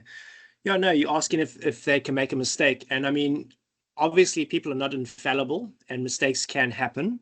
But it's good to bear in mind that when the courts are adjudicating disputes, they're basing it on the Constitution and on the law. So it's not on their personal beliefs and experiences. It's what does the law say about this particular thing? Can or cannot the government do this? Now, sometimes a judge may, incorrectly, I suppose, interpret legislation and the Constitution and so on, but we do have a process for this. So it's not like, well, once a judge has made a decision, that's it, it's final, it can't be reviewed. So if you start, for instance, in the High Court, you can take a matter there, a judge can make one decision, and the party that doesn't like that decision can then say, I want to appeal it. And then it could be appealed to, I suppose, a full bench of the court, or maybe the Supreme Court of Appeals. And you'll have another bench that listens to it. So maybe the Supreme Court listens to it and they've got a couple of judges. They make a decision. If the other party still doesn't like their decision, they can then appeal to the Constitutional Court. And then you'll have a full bench of the Constitutional Court that will adjudicate it. So there are more processes involved and procedures involved. So if there is a mistake in the law, you are able to appeal it, and it'll get to a point where the Constitutional Court will make a final decision, and that decision will obviously be, it's now settled. So judges can sometimes interpret things incorrectly, as we've seen from some SCA cases. They say, like, for instance, the High Court erred. So it's not impossible that that can happen, but there are procedures in place. So if you don't like it, you can appeal it. And then when the next one makes, oh, I don't like this one, you can appeal it. So it's not perfect, but I think given both sides of the argument, it's the better system, if you want to call it that. At least there are some sort of checks and balances. Does that sort of make sense?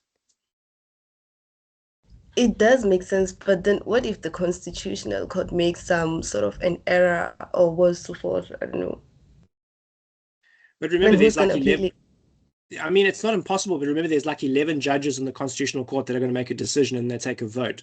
And you're going to need at least like 6 of them to come to an agreement. So we would hazard a guess and say that for 6 people to come to an agreement, there must at least be consensus there. And then what we've also got to remember is we accepted the Constitution. As citizens of South Africa, we've accepted the Constitution being the highest law of our land. So by accepting that, we then have to accept that judges are able to overrule some laws that government make because we accepted the Constitution. So by citizens saying we accept the Constitution, which says the Constitution is supreme and therefore gives power to the court to invalidate laws that are inconsistent with it, we've basically given permission to the courts to do that for us. So sometimes we're not all going to agree with what judges say.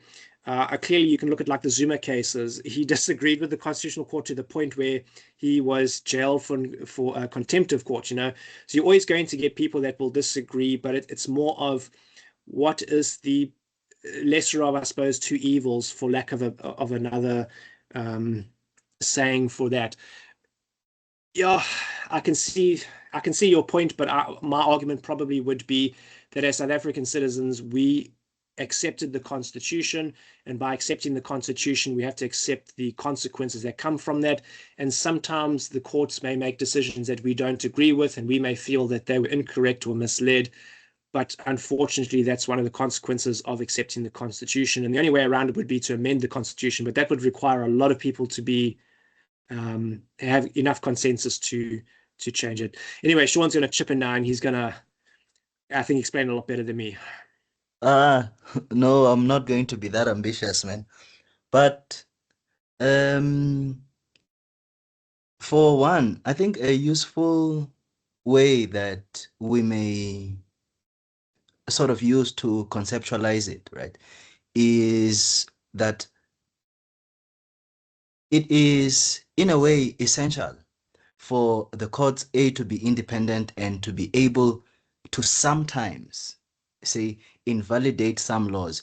There's a political theorist, I think it's de Tocqueville, who talks about a tyranny of the majority. So imagine all of us in the country, right? Imagine we are in a bus and then the majority says, no, the driver must drive at 200 kilometers an hour, right?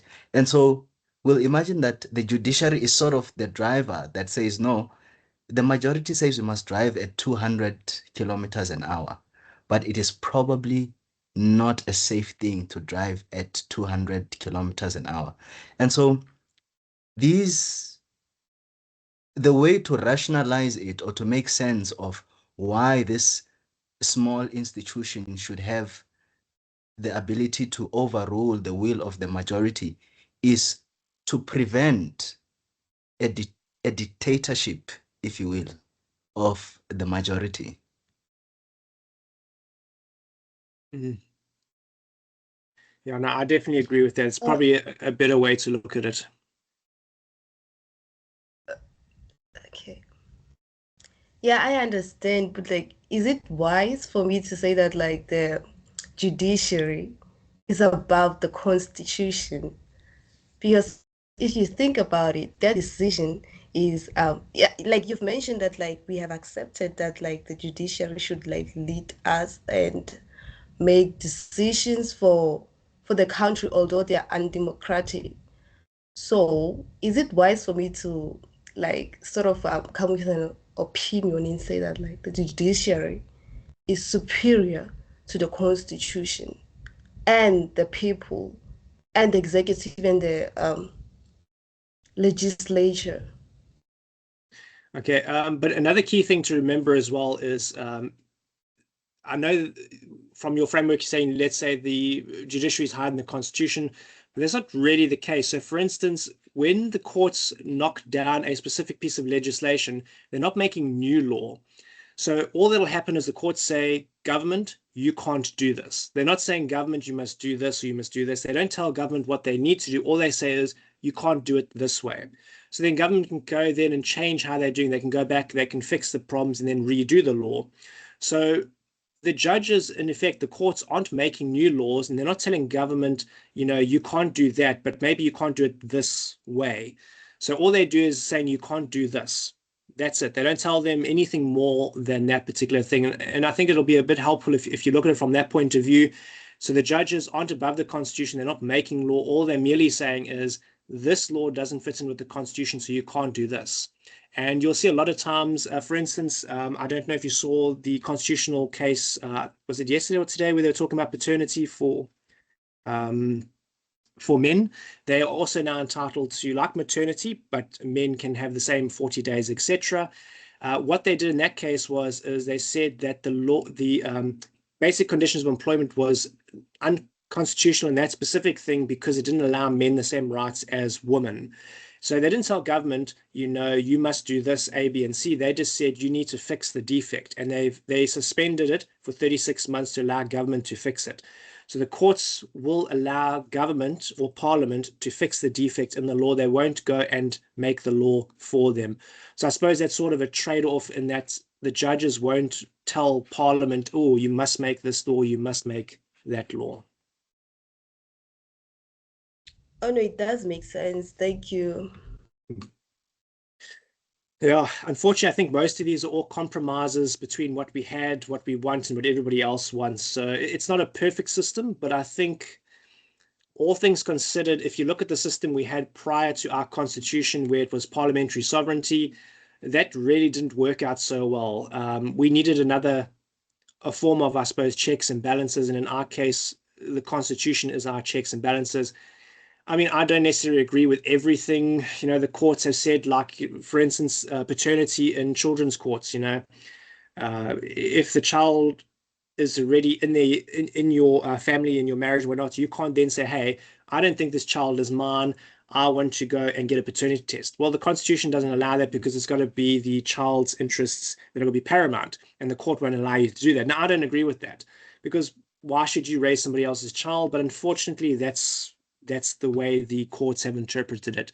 So we will, I suppose, always get some things we don't like. Anyway, any other last questions? Perhaps just to add, I support the majoritarian because I feel like the judges have been trained. They've gone to school. We are arguing right now. They've got the skill and the aptitude to really apply law. And maybe to answer Happiness again is that they are interpreting whatever actions against the Constitution. So they're not really doing law. I agree with that. But whatever it is that gets to be presented, they have to look at whether it aligns or promotes the Constitution, and also guarding that it doesn't go ahead and discriminate us like the previous era pre-94 used to do. So if it's equal housing, everyone should get housing. I know there's a challenge now in South Africa regarding the hospitals and illegal immigrants, and everyone, and perhaps I'm included, that, I mean, if we can't take care of our own, maybe it's the corruption issue as well, and all these social ills, then what happens? How are we protected? But therefore, those judges would then look at the applicable, whether the law really safeguards our Constitution and our constitutional rights that are protected. That's just an addition. Thanks. I wish to say thank you, Sean, Darren and Sean, for these sessions. They've really allowed me to talk, and I learn by talking. And at 5 o'clock, I was just a ball of nerves and anxiety. But now at least I feel much better. Let's hope I do so tomorrow again. Thanks. It's always awesome feedback. I'm sure Sean will agree. it's nice to hear that it is helping people, because that's the purpose of the study community and even these prep sessions. So yeah, I have good faith in you guys. Your exam's on Tuesday. I'm not sure what time the exam is, but I am rooting for all you guys. I'm sure you will do well. Yeah, if there's any other questions that you have, you can pop them in the WhatsApp group. I'm not sure if we'll be able to make another session on Monday because it's quite late then. But yeah, feel free to ask questions in the WhatsApp group and we'll try and help out wherever we can. But yeah, guys, any other questions? Otherwise, we can close for the night. I've got a cup of coffee that's like really calling for my name. I can smell that cup of coffee already. No, I also really enjoyed the session, man. But on a lighter note, Happiness asked, what if the Constitutional Court gets it wrong? Well, if the Constitutional Court gets it wrong, then God help us. Hey, 100%, eh? If 6 judges on the bench came to a decision, well, I guess we're all stuck then, eh? See, that's why we need to train up. We're the new batch of lawyers coming through here, so we can try and rectify all these problems, because these people are interpreting who knows what, eh?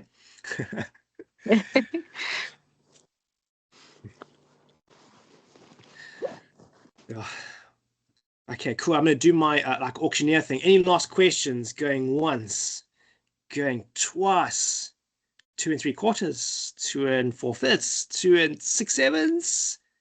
Gone. All right, guys. It was an awesome evening tonight. It went a little bit longer than expected, but I think it was quite productive, just from a learning aspect and being involved. It was really, really fun. Maybe we'll see you guys again on another module when we do another exam prep. Otherwise, we're going to check you guys over on the WhatsApp groups. Enjoy your evening and stay warm. If you're in the KZN region, it's a bit chilly at the moment, but have a super evening, guys. I'll see you over on the WhatsApp group. Thank you so much. Thanks, Ian. Thank you. All right. Good night, everyone. Thanks. Bye. Thank you. Bye. Thank you. See you. Bye.